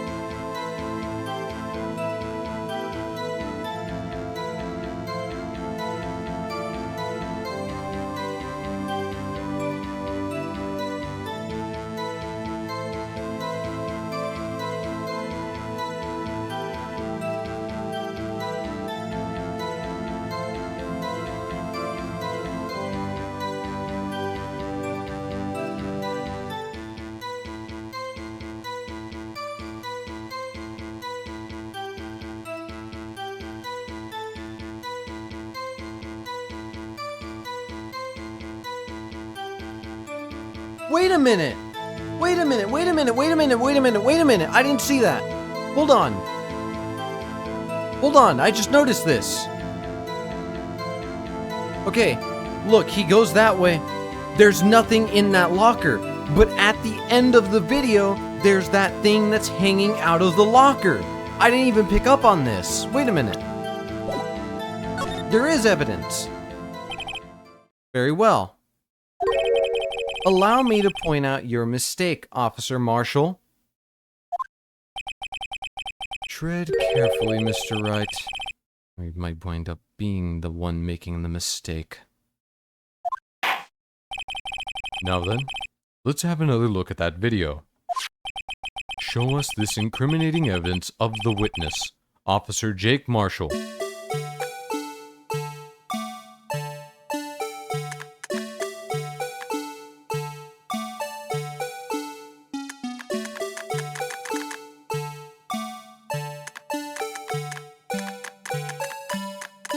He's badging it. He's badging it.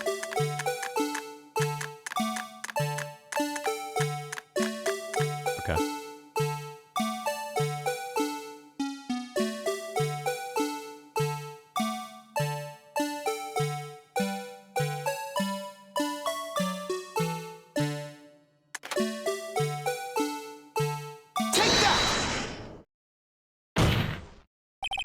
Bringing our attention back to the security camera, is a mistake I'm afraid you'll soon not forget, Officer Marshall. The days are short in Texas, and so are our tempers. Could you sum up what you have to say in 8 words or less? Very well. You can clearly be seen in this video. Exactly 8 words. Not bad, partner. The key lies in a certain locker shown in the video.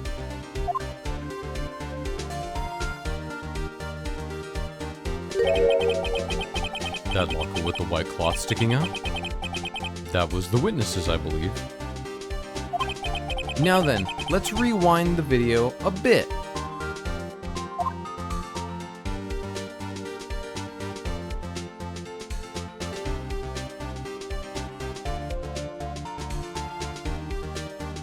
Okay, you can rewind faster.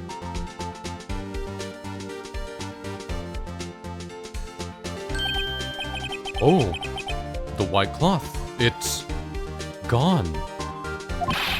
What's the meaning of this, Officer Marshall? When the crime took place, the white cloth wasn't there. Then, it suddenly appeared.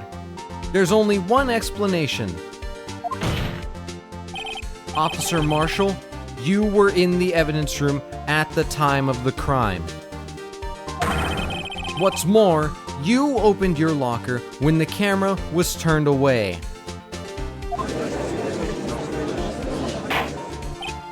Order, order! It seems that... Hold your horses. Sorry, partner, but you got the wrong man. So what if my locker was opened? That doesn't mean I'm the one who opened it. The murderer needed to hide something, so he opened my locker and stuck it in. It's not my fault he happened to choose mine.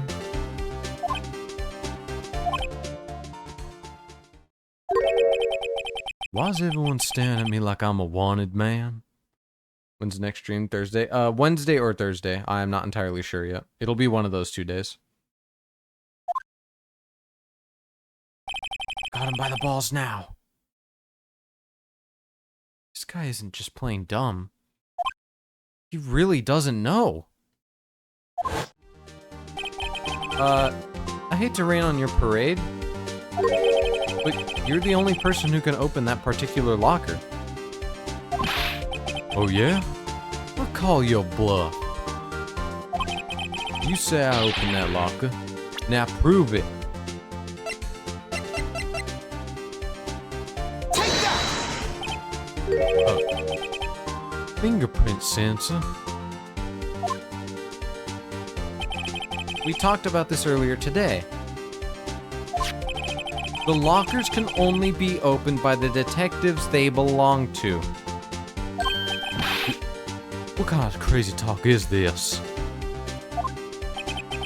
Well, Detective Gumshoe did mention something about this. In any case, the locks aren't that obvious. There are even some people on the force that don't know about the fingerprint locks. Okay, in reality, they would have informed them about that.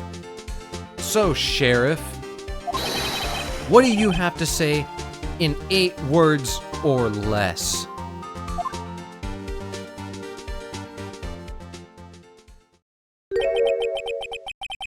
I only got 1 word for you, partner. No! Oh, he's having a heart attack. Order, order, order! Witness, explain yourself. In 8 words or less. Put Tamama Cross in 3rd race in a row, and she told me to go fuck myself. Yeah, you're doing that to the worst Uma imaginable. She will literally kill you. If this is a joke, it's the worst I've ever heard. I assure you, this is no joke, Officer Marshall. Now then, please tell us what you were doing in the evidence room at the time of the crime.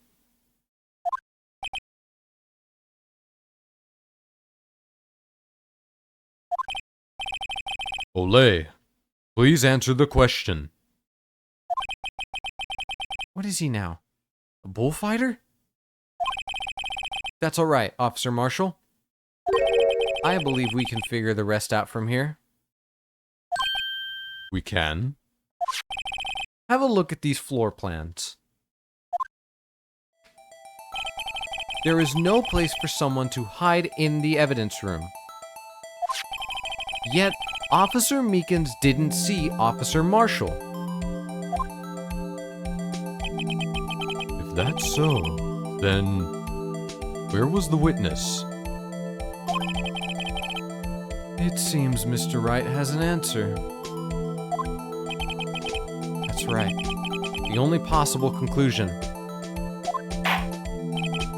Well then, let's hear it. Where was Officer Marshall at the time of the crime?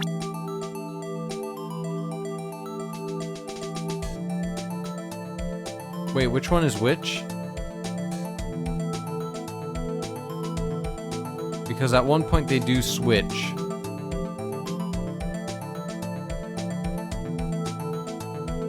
Wait, hold on. I didn't pay. Okay, maybe I didn't catch it.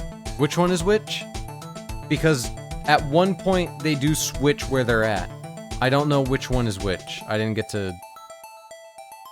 I skimmed over that. I went like brain dead because I was reading chat and I was trying to process this at the same time. Which one is Meekins and which one is the fake?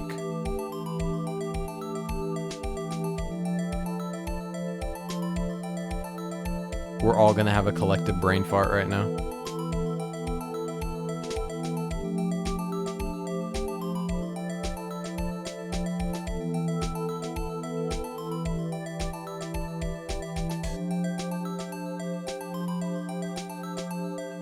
Meekins is the victim in this case? I don't know. Yeah, that's what's not making sense. I don't know. I'm confused. I don't know which one is which, because that doesn't make sense. And at one point they do switch where they're at, so I don't know. It's a little confusing. I don't know which is which. Just choose 150. Ah, you're right. Officer Marshall was standing right here.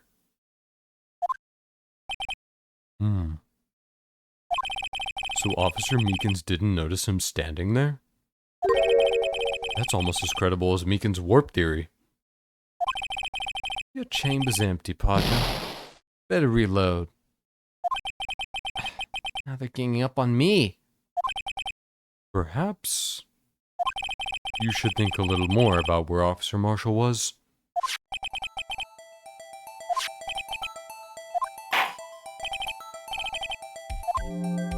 Okay, so it's the other one. Take that! Officer Marshall was standing right here. There? But that's where the victim, Detective Goodman, was. Correct. Unless the man wasn't Detective Goodman. I believe the victim in this video is Officer Marshall. It was you, dressed up like Detective Goodman. Objection! But that's preposterous. Officer Meekins witnessed the detective at the crime scene. Once he saw the man's face, he'd know for sure, but he didn't see the man's face. Objection! May I point out, though, that Officer Meekins did not know Detective Goodman. He also testified about the man's reaction when confronted. When I entered the evidence room, I asked him to show his card, sir. Yes. And how did Detective Goodman respond? suddenly pulled a knife on me. Something about the officer's story puzzled me. If the man had his ID card, why didn't he just show it? Yes, he would have needed it to enter the evidence room. So, he must have been carrying it. The answer is simple. He couldn't show it. As you can see, Detective Goodman's picture is on his ID card. Oh, I get it. If he showed that, his cover would have been blown. Officer Meekins would have realized the man wasn't Detective Goodman. Do you have anything to say to this, Officer Marshall?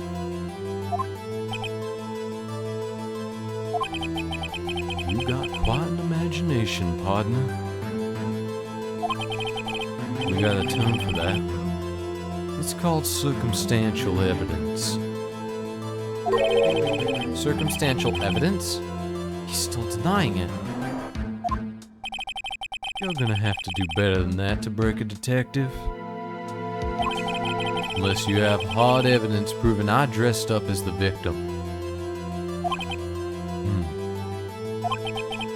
I can't say I particularly care for your uncooperative disposition. I can't say I care for your beard, but you don't see me complaining. Well, Mr. Wright, do you have any evidence proving beyond a shadow of a doubt that Officer Marshall dressed up as the victim?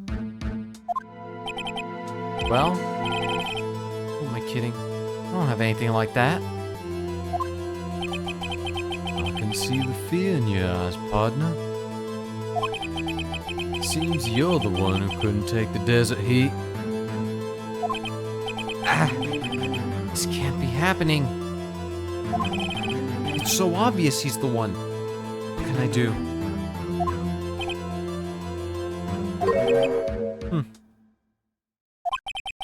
It looks like your lack of experience has finally been exposed. I'll pass on to you what someone told me when I was just starting out. When you've run into a wall with no place to go, return to the basics. The basics? For me, that would be what Mia used to tell me. Phoenix, try thinking outside the box. I shouldn't look for proof that Officer Marshall was in disguise.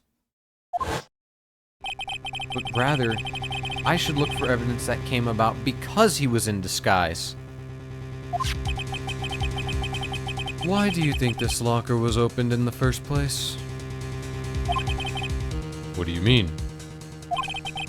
There's no reason for Officer Marshall to open his locker at the time of the crime. Yet he did, despite the chance it might be discovered later, as it has been. Which means he didn't originally plan to open his locker. According to the defense's argument, Officer Jake Marshall dressed up as Detective Goodman at the time of the crime. Then, after the crime was committed, he opened his locker for some unknown reason. The fact that a white cloth is sticking out of the locker seems to indicate that he opened it in order to put the cloth inside. So, just what exactly is this piece of cloth? Perhaps the video is the key to all our unanswered questions. I don't have any evidence, so this video is my only shot.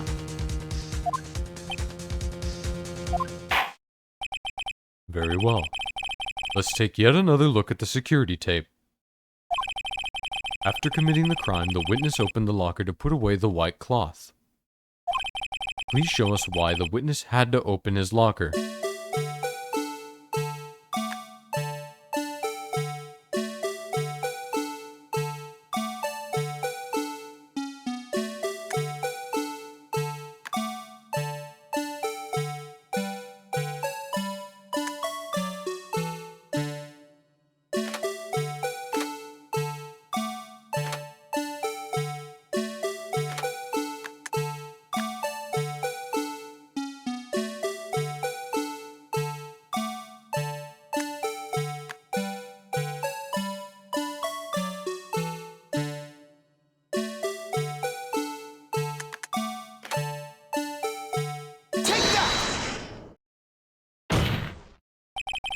For some reason, you disguised yourself as Detective Goodman and entered the evidence room, though I don't know to what end yet. Yeah. However, something unexpected happened. Officer Meekins barged in on you. When asked to show your ID card, you pulled a knife on him. However, Officer Meekins panicked, and the white coat you were wearing was soiled with blood. See, okay, me catching that earlier ended up helping me. Okay, finally. Yeesh. A bloody white coat. You couldn't just walk out like that. So you hid the coat in your locker. Not bad, partner.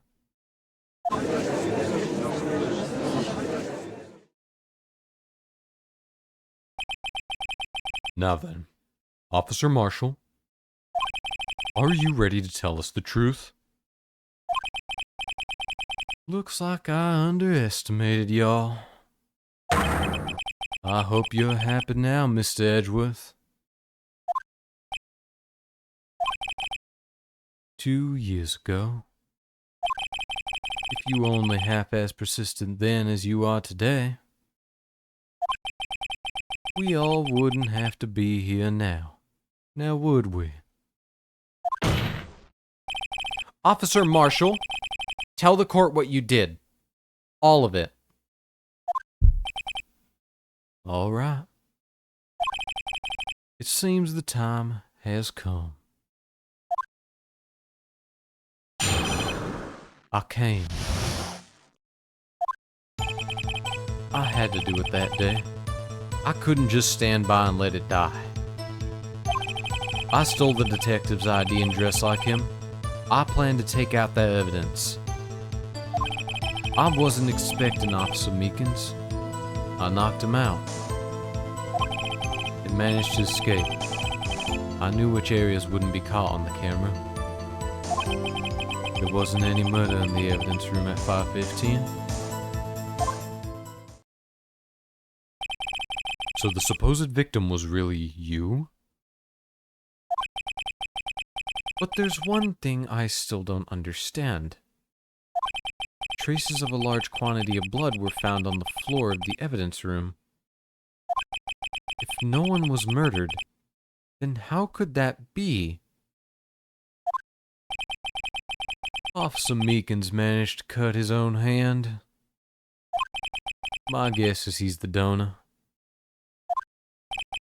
It was way too much blood for such a small donation. Yeah, that doesn't make sense. Why was there a big pool of blood? Okay, there's a couple things that aren't adding up now. So, okay, here's what we know.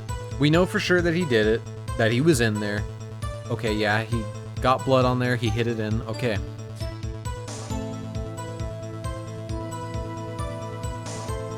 Okay, so he used...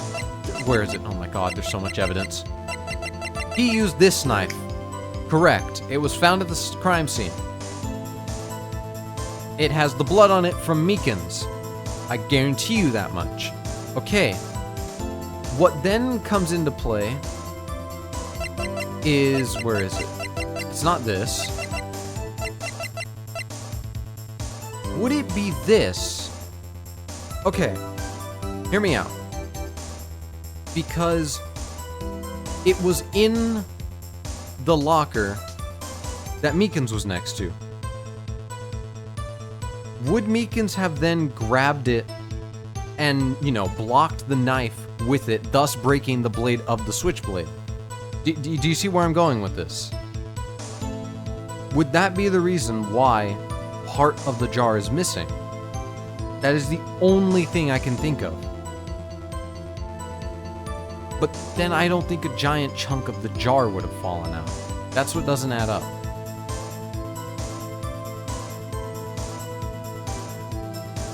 That's the only thing that doesn't really make sense.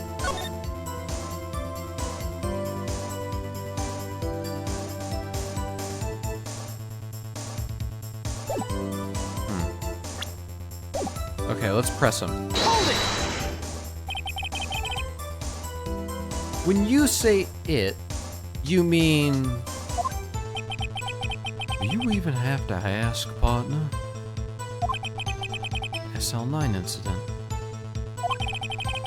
2 years have passed since that case was closed. It was going to completely end with that transferal that day. Not if I have anything to do with it. That incident's not over. What did you hope to accomplish by sneaking into the evidence room? When a case is closed, only that case's lead detective can look through the evidence. I wanted to have a look at it myself one more time. No matter what the cost. I don't care what anyone says, partner. That case is mine. Officer Marshall wasn't in charge of that investigation. Why does he care so much about it? I know why. That day was my last chance. That's why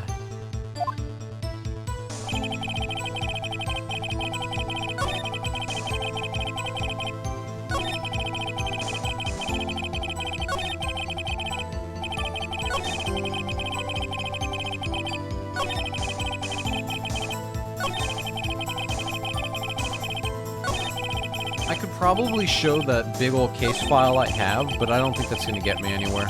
So I'm not going to do that just yet. We're going to press. Why did you disguise yourself as Detective Goodman? if I didn't make it look like Goodman was carrying out the evidence transfer, I'd be arrested for stealing evidence. Which wouldn't get me anywhere.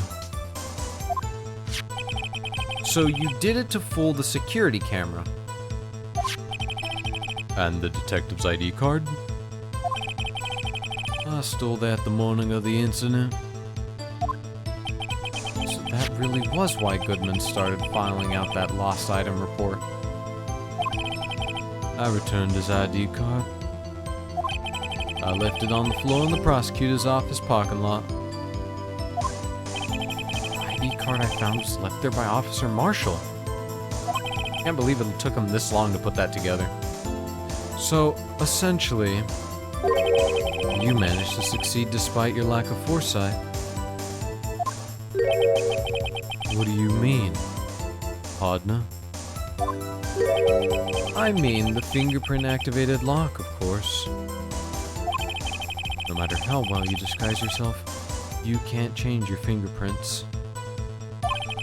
Under normal circumstances, you wouldn't have been able to open that locker by yourself. But he could because a rubber glove just happened to get stuck in the door. That means Detective Goodman must have opened the locker before Marshall.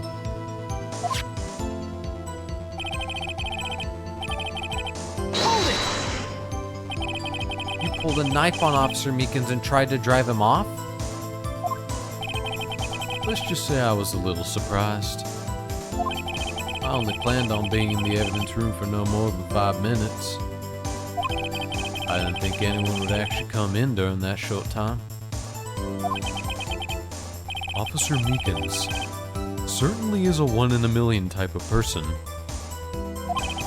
Mistaking a detective for an intruder and demanding to be shown his ID? I'll have to think a little more about his raise this year. How did Edward get so much influence? Yeah, that's what I was about to ask. How is he the one that's like, I control your money, Anyway, he threw himself at me. I ended up cutting him slightly. I'm sorry I had to turn out that way. With me knocking him out and everything. By the way, what happened to your knife? Oh, you mean this one? Don't know what to say. So you knocked Officer Meekins out and... Okay, never mind. My knife theory's gone out the window too. My original knife theory was correct. Okay, never mind. Okay, circling back around, my original knife theory that fed into this was right. My new theory that I threw out that one for was wrong. I should have just went with my first instinct. Hold it! So, you did your research beforehand. Those who go into the desert unprepared don't live long, partner. I didn't think it would make a difference, though. Security tape is erased every 6 hours. If all had gone as planned, no footage would have been left. However, you bloodied your coat in your struggle with Officer Meekins. Someone was in the security room when I came out. Jig would have been up. I opened my locker, stashed it in there. What was Officer Meekins doing during that time? What else? He was sleeping like a baby. So what you're saying is, on that day... Hold it! But the blood found at the scene certainly indicates a crime took place. Who are you? Blind? The victim shown on that tape is me, and I'm not dead yet, partner. So you stole the evidence from the locker. Actually, no, I didn't. Why not? When I opened the locker, the evidence was already gone. What? Mr. Edgeworth, where is that evidence? It's still missing, Your Honor. Detective Goodman's locker was already empty? Someone else stole the evidence. Officer Marshall, may I ask you one thing? Fire away, partner. It's a free country. Just remember, I'm also free to decide whether or not to answer. You ate it? How could you? That was prime evidence. It deserved to live. How could you eat it? Why did you do this? Stealing a detective's ID? Injuring a police officer? This is no small offense. Moreover, you're an officer yourself. This will have serious consequences. It can't just be forgiven with a simple cut in salary. Not that salary cuts are ever a valid solution. Like I said, this isn't your case. This one is mine. And I'll do anything it takes to get an answer I'm satisfied with. The witness has an unusual amount of zeal. Let's hear more. Like I said, Jack, kids are cruel. And Marshall, stop it right there. Don't say any more, Marshall. Did it taste good? It tasted like pennies sitting in the sun. Hey, if you've ever found a penny sitting in the sun, you'd know it shines amazing. Now, how does it taste? I don't know. I've never tasted a penny in the sun. Alex, have you ever tasted a penny in the sun? Can you back this up?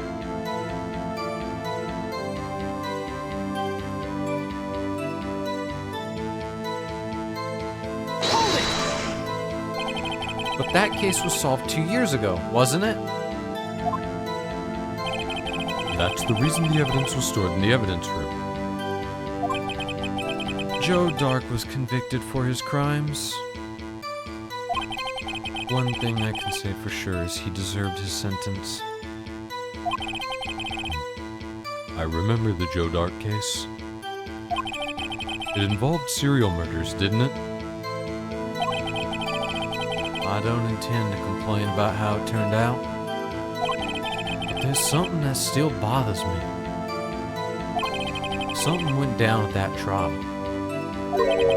Something no one will talk about. What happened? I don't know. That's what I'm trying to figure out. Why is he so concerned with that incident? I know why, I just wanted to press it. It's the file I was given. Maybe I should present him with the reason I think is blah blah blah. I had a feeling we'd wind up here sooner or later. Everyone involved here is related in some way to that case. I'd better take another look at the files. Okay, let me make sure, because he's probably going to ask, what page is it on, dipshit? Okay, page 2.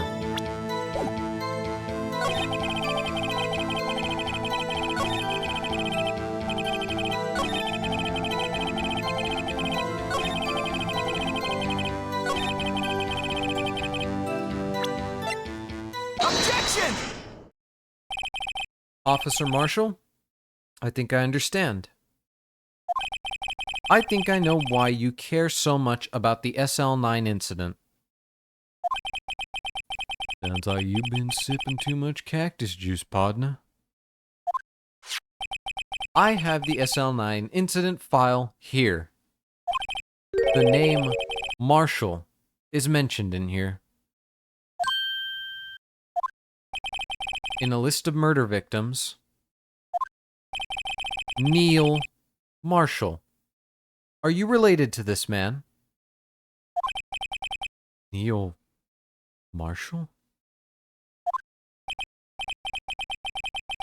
Yeah, I'm sure you heard the name. 2 years ago, he received the same lousy prosecutor award you got. What? A prosecutor? Must be talking about the King of Prosecutors Award. Now I remember. Prosecutor Neil Marshall. He handled the SL9 case before I did. That's right. He was killed. And the case fell into your hands. But what's his relation to you? He was my brother. He was investigating the murders with Damon Gaunt, then Deputy Chief of Police.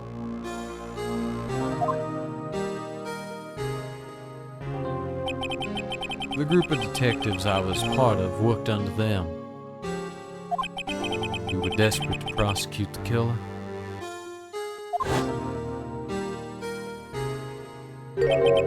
Joe Doc. My brother fought Doc and was killed.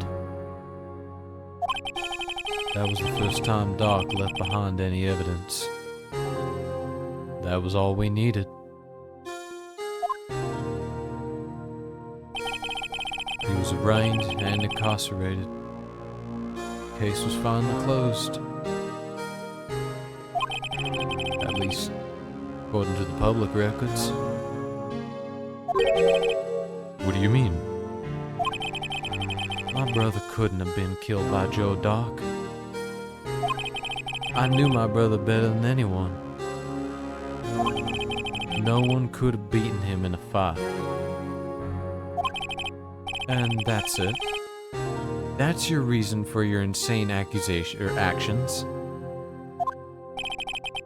There's more to my brother's death than what the records say. No matter how much you try to hide it, you can't fool me.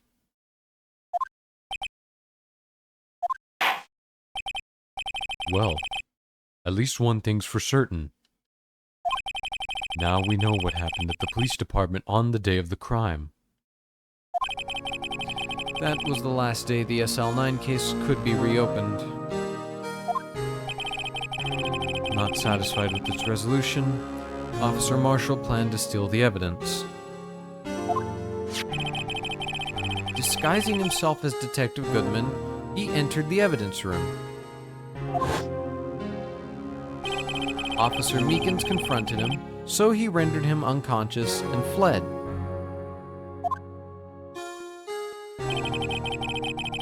Yes, this mystery has finally been cleared up.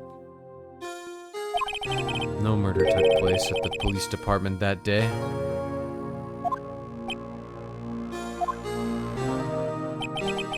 The things that happen by chance never cease to amaze. At exactly the same time as the murder at the prosecutor's office, this fake murder was going on at the police department. Chance? It's gotta be more than just that. So if no one was murdered at the police department on the day of the crime,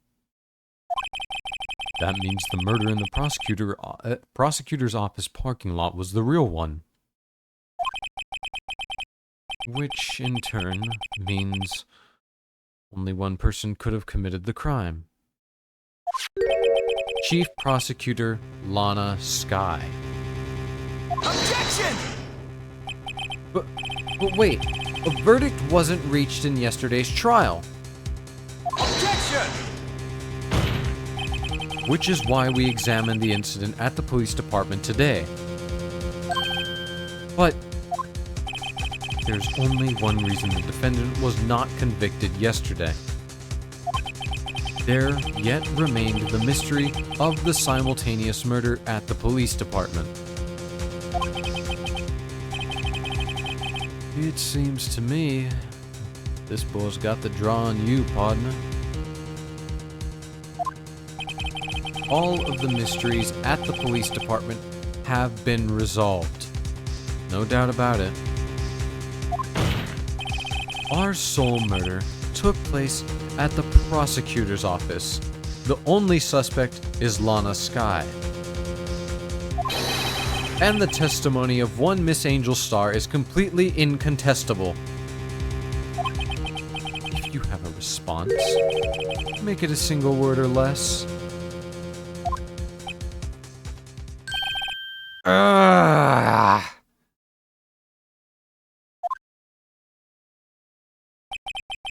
I rest my case. It seems this trial has reached its conclusion.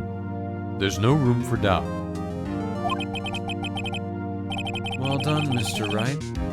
Thanks to you, I didn't need to waste my time disproving the alleged murder at the police department. There's no doubt what I proved today is true. The apparent murder on the security camera's tape really was fake. But didn't realize that would end up proving Lana guilty.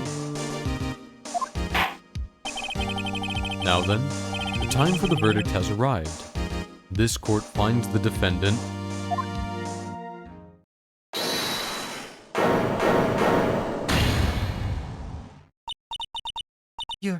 Your Honor.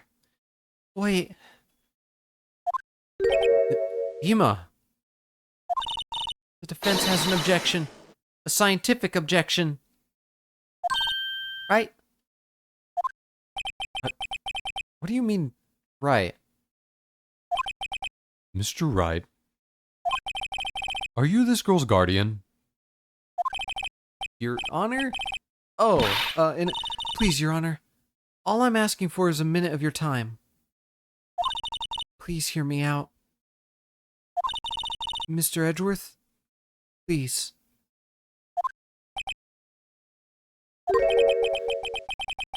I don't want to leave any loose ends. You want a minute? I'll give you 3. Okay, what does she have to say then? I was kind of in shock. I mean, finding out the SL9 incident referred to the Joe Dark killings? Now that she mentions it, the names of both Sky Sisters were in that file.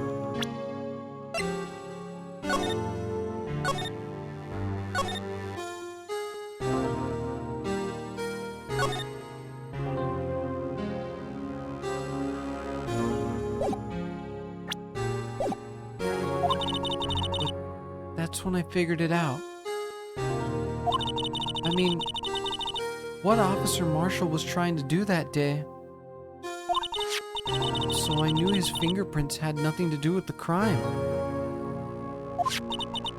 That left only one thing. The other handprint. You mean the traces of blood found on Detective Gumshoe's locker? But no fingerprints were found on it, right? No! But I figured if I examined it scientifically, I'd be sure to find a clue. So, I ran over there and looked at it again. So, did you find something? No. Huh? Sorry. I guess I'm not much of a scientific investigator at all. Why do they treat the SL9 files like the Epstein files? Everyone's name is in it. Because apparently everyone's name is in it. Apparently this entire case is involving the entire city that this game takes place in. And probably then some. We are literally everywhere. And everyone is in it. It's just like DL6 all over again. It's the same thing. Everyone is in on it. We just don't know how.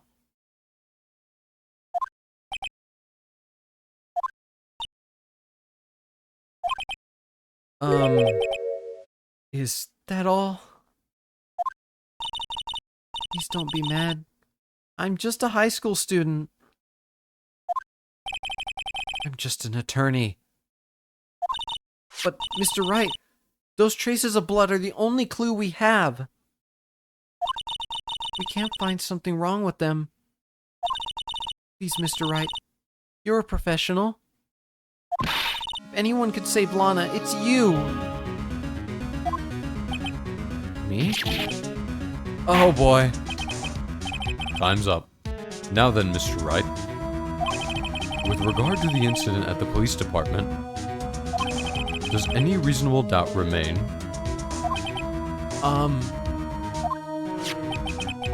It appears the defense is troubled by the other blood mark. Looking at the floor plans, a handprint was discovered around here. Is there a problem with it? Wait.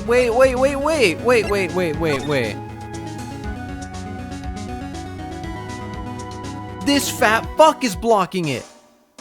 This big bastard's blocking it. Mr. Wright, I'm sorry I can't be of more use. But still, if you can't find anything wrong with that blood mark, Lana will be... Please answer my question, Mr. Wright. We don't have all day. Yes, Your Honor. If I ever needed to concentrate, it's now. What could be wrong with the handprint on Detective Gumshoe's locker? Would there be something I'm missing? I object! Objection! This handprint left at the crime scene clearly shows a contradiction. The only thing that seems clear is your stupid fucking ass, Mr. Wright. You've been staring pretty intently at those floor plans. Tell me, is there a problem with them? Yes, this is strange. Take a good look at these floor plans. Something is missing. Missing? You mean something hasn't been drawn on there? Yes, something that when drawn will completely change the meaning of the blood mark. Let us pray the defense isn't simply trying to buy time. Very well, Mr. Wright. All this evidence here. There's gotta be something I can use. The question is, which item can prove something is missing in the floor plans?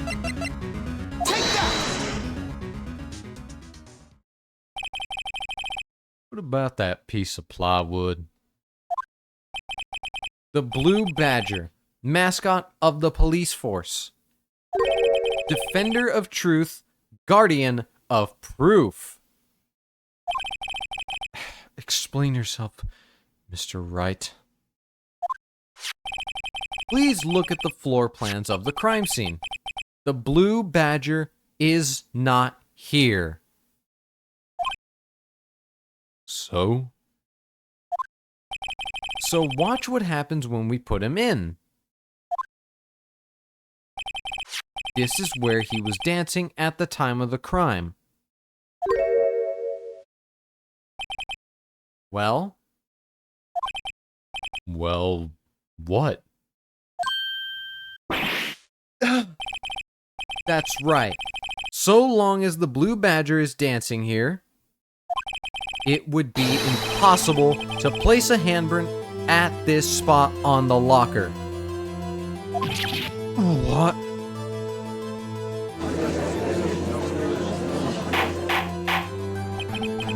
So that means... just exactly what does that mean? Oh my god, Judge. How did you get your fucking job? It means it can't be done. What are you saying? Blood traces were undeniably found on that locker. Don't look at me. I didn't put it there. Mr. Wright, think it through scientifically. Emma, on that afternoon, Officer Meekins was the one who brought the Blue Badger to the evidence room, right? After he put it down, it would be impossible to leave a handprint on that locker. So that must mean this blood mark was left there before the Blue Badger was brought in. Just one moment. I will not allow such far-fetched balderdash in my courtroom. It may sound far-fetched, Your Honor, but it's the only possible explanation. On February 21st, in the police department's evidence room, blood was spilled not once, but twice. But how? One time was captured on this tape, taken by the security camera. Officer Meekins cut his hand, from which a trivial amount of blood fell. The problem is the other time.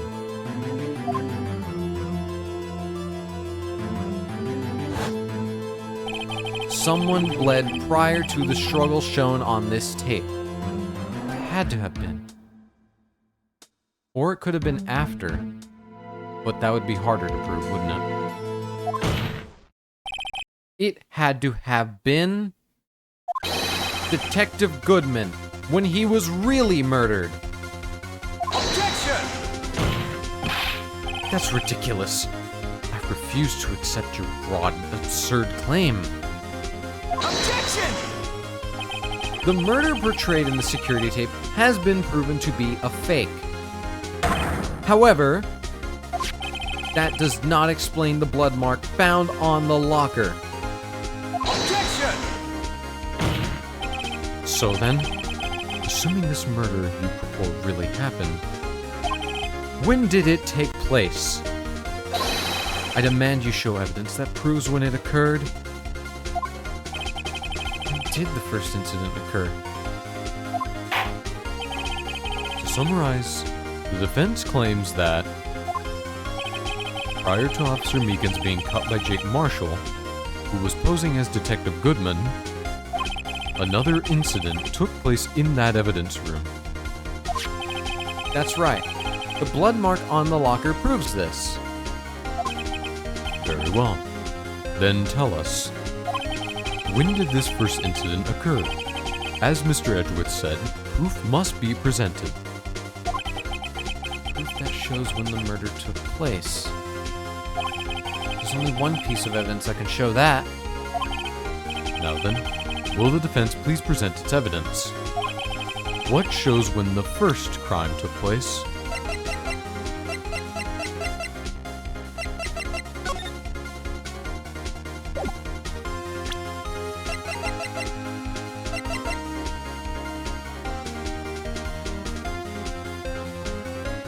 There's the fucking smoking gun. Hold on. So the autopsy report says died within an hour and a half of 4 p.m., meaning this is the time of 4 p.m. through 5:30. And if we look at this, somebody went in at 4:20, meaning that could have happened. But then why wouldn't have Miles seen anything, right? Wouldn't there have been more blood?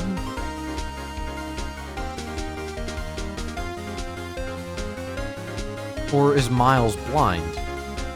What's going on?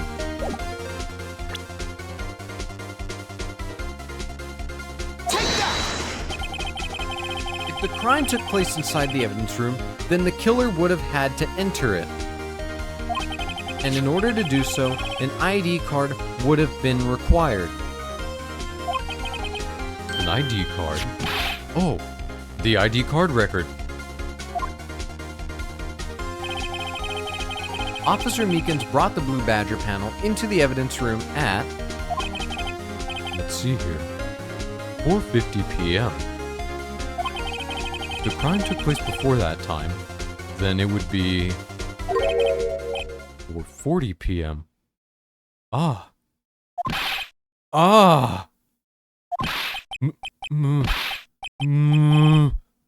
Miles Edgeworth.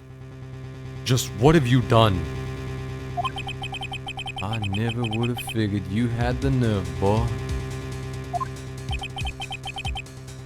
Drop the act, witness. It doesn't take a lot of thought to figure out it couldn't have been me. Huh? Nope. I ain't getting it. I'm afraid I don't understand either. It's clear from the luminol test that blood was there. However, when the second crime took place, both Officer Meekins and Officer Marshall failed to notice the blood. That means the blood from the first crime was wiped away by the real murderer. I would have had just 10 minutes to murder the victim, carry his body away, and clean up the blood. Unfortunately, that's physically impossible. No, you could have used magic. That would mean the crime must have taken place before Mr. Edgeworth entered the evidence room. Let's look at the chart again.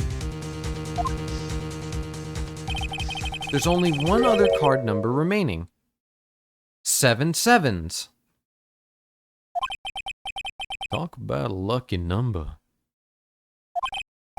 But wait, that doesn't make sense. How could Detective Goodman have entered the evidence room? Since there's no record of his card being used beforehand, he went in with somebody. He went in with somebody. It's the fucking police chief. It has to be. It has to be the chief. There are only 2 people that could have done it, I think. Because there's only 2 people I think that have been shown enough to make sense. We know it's not Marshall. That means it could have either been Angel, which I find very, very hard to believe, or it was the chief. And he took him in there, killed him, and took the evidence. That way, nothing could be suspected. Because I think he knew that Marshall especially would still be badgering at the case. It has to be the chief, and I'm fucking riding on that. He must have entered along with the real murderer. That's the only plausible explanation. He went in with 7 sevens. Mr. Edgeworth, please look into this ASAP.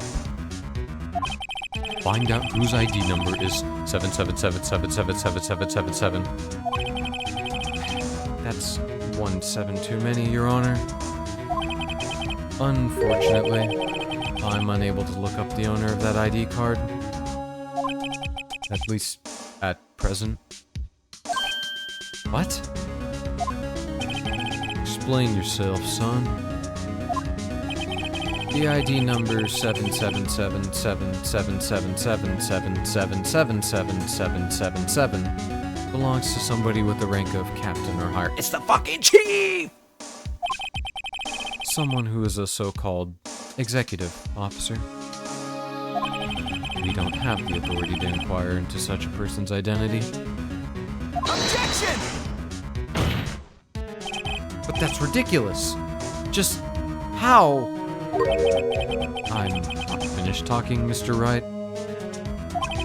There is one situation in which we can be granted such authority. If an official charge filed against an executive is accepted. An official charge? You're all alike, aren't you? With your cover-ups, your forgeries. That's how the prosecutor's office operates. Objection! I take pride in my work, Officer Marshall. I would appreciate it if you would keep your slander to yourself. Slander, is it? Okay. Let me ask you a question. Yes? No, not to you. To her. The defendant sitting over there. Your own little executive. Lana? Objection! Don't be stupid. She's been charged with murder. Of course, we've looked up her ID number, and it's not 7 sevens. Don't play me for a fool, partner. That's not what I want to ask. All I want to know is one thing about that incident. The SL9 incident. Answer me this, Chief Prosecutor. In that trial 2 years ago, did you really only use legitimate evidence?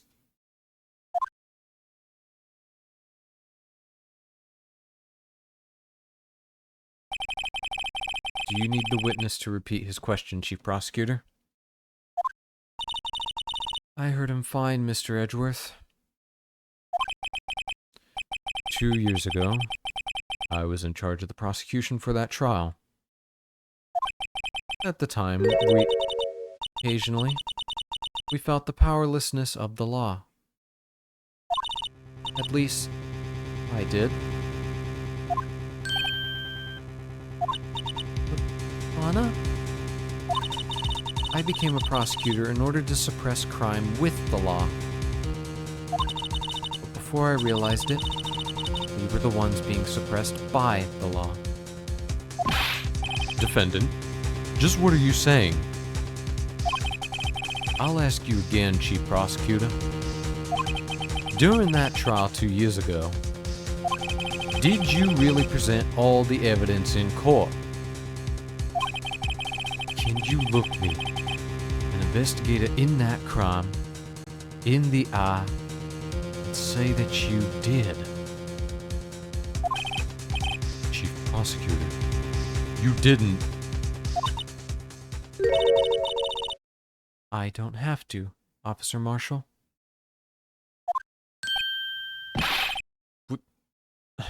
Why won't you answer him? Drastic crimes require drastic measures.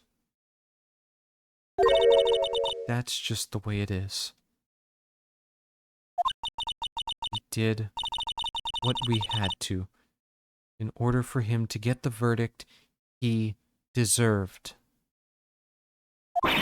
But, Lana, even if it involved forging evidence.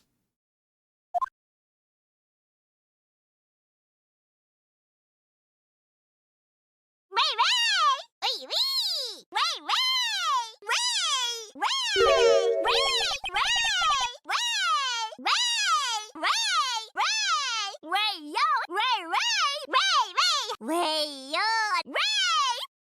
Yes, hello. Let's go gambling! Aw, dang it. Most serious part of this trial yet. We finally hit like the meat and potatoes of this trial, and everyone's like, yeah, spam the sounds, spam the sounds. The second we actually get to some like hard-hitting stuff, and now I have to get up to drink water. I'm doomed. Okay, I'll redeem that hydrate in a minute. See? That's what I'm talking about.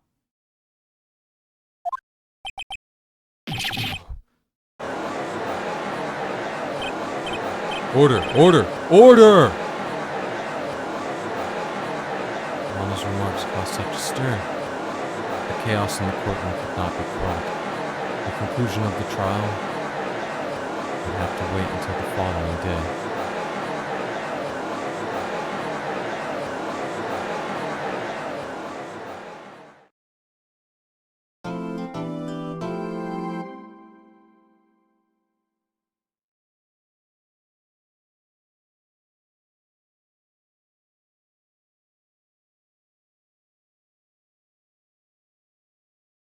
It's the chief. It's the chief. I know he's involved with this shit. I know he's involved with it. He did this shit. I don't know if he killed anyone, but I know... Well, no. Yeah, he killed somebody. He killed Goodman. He was involved with SL9. I don't know how yet, but he was involved. Because if they went to this many measures for this shit, and it's like she said, the law was suppressing them, so they had to forge evidence.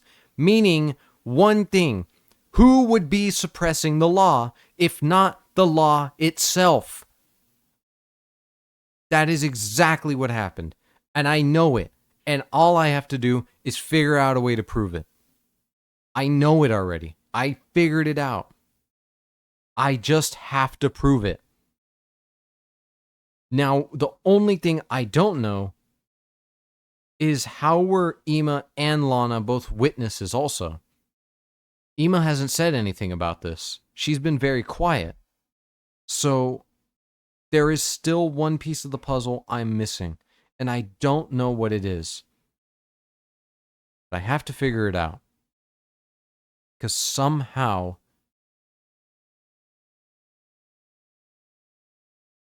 they're involved just as much as everyone else.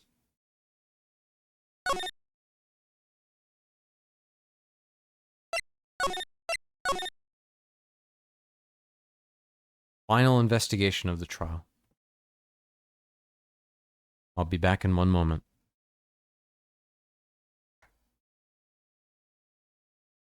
I reached a max of 6 viewers today. People like the studying.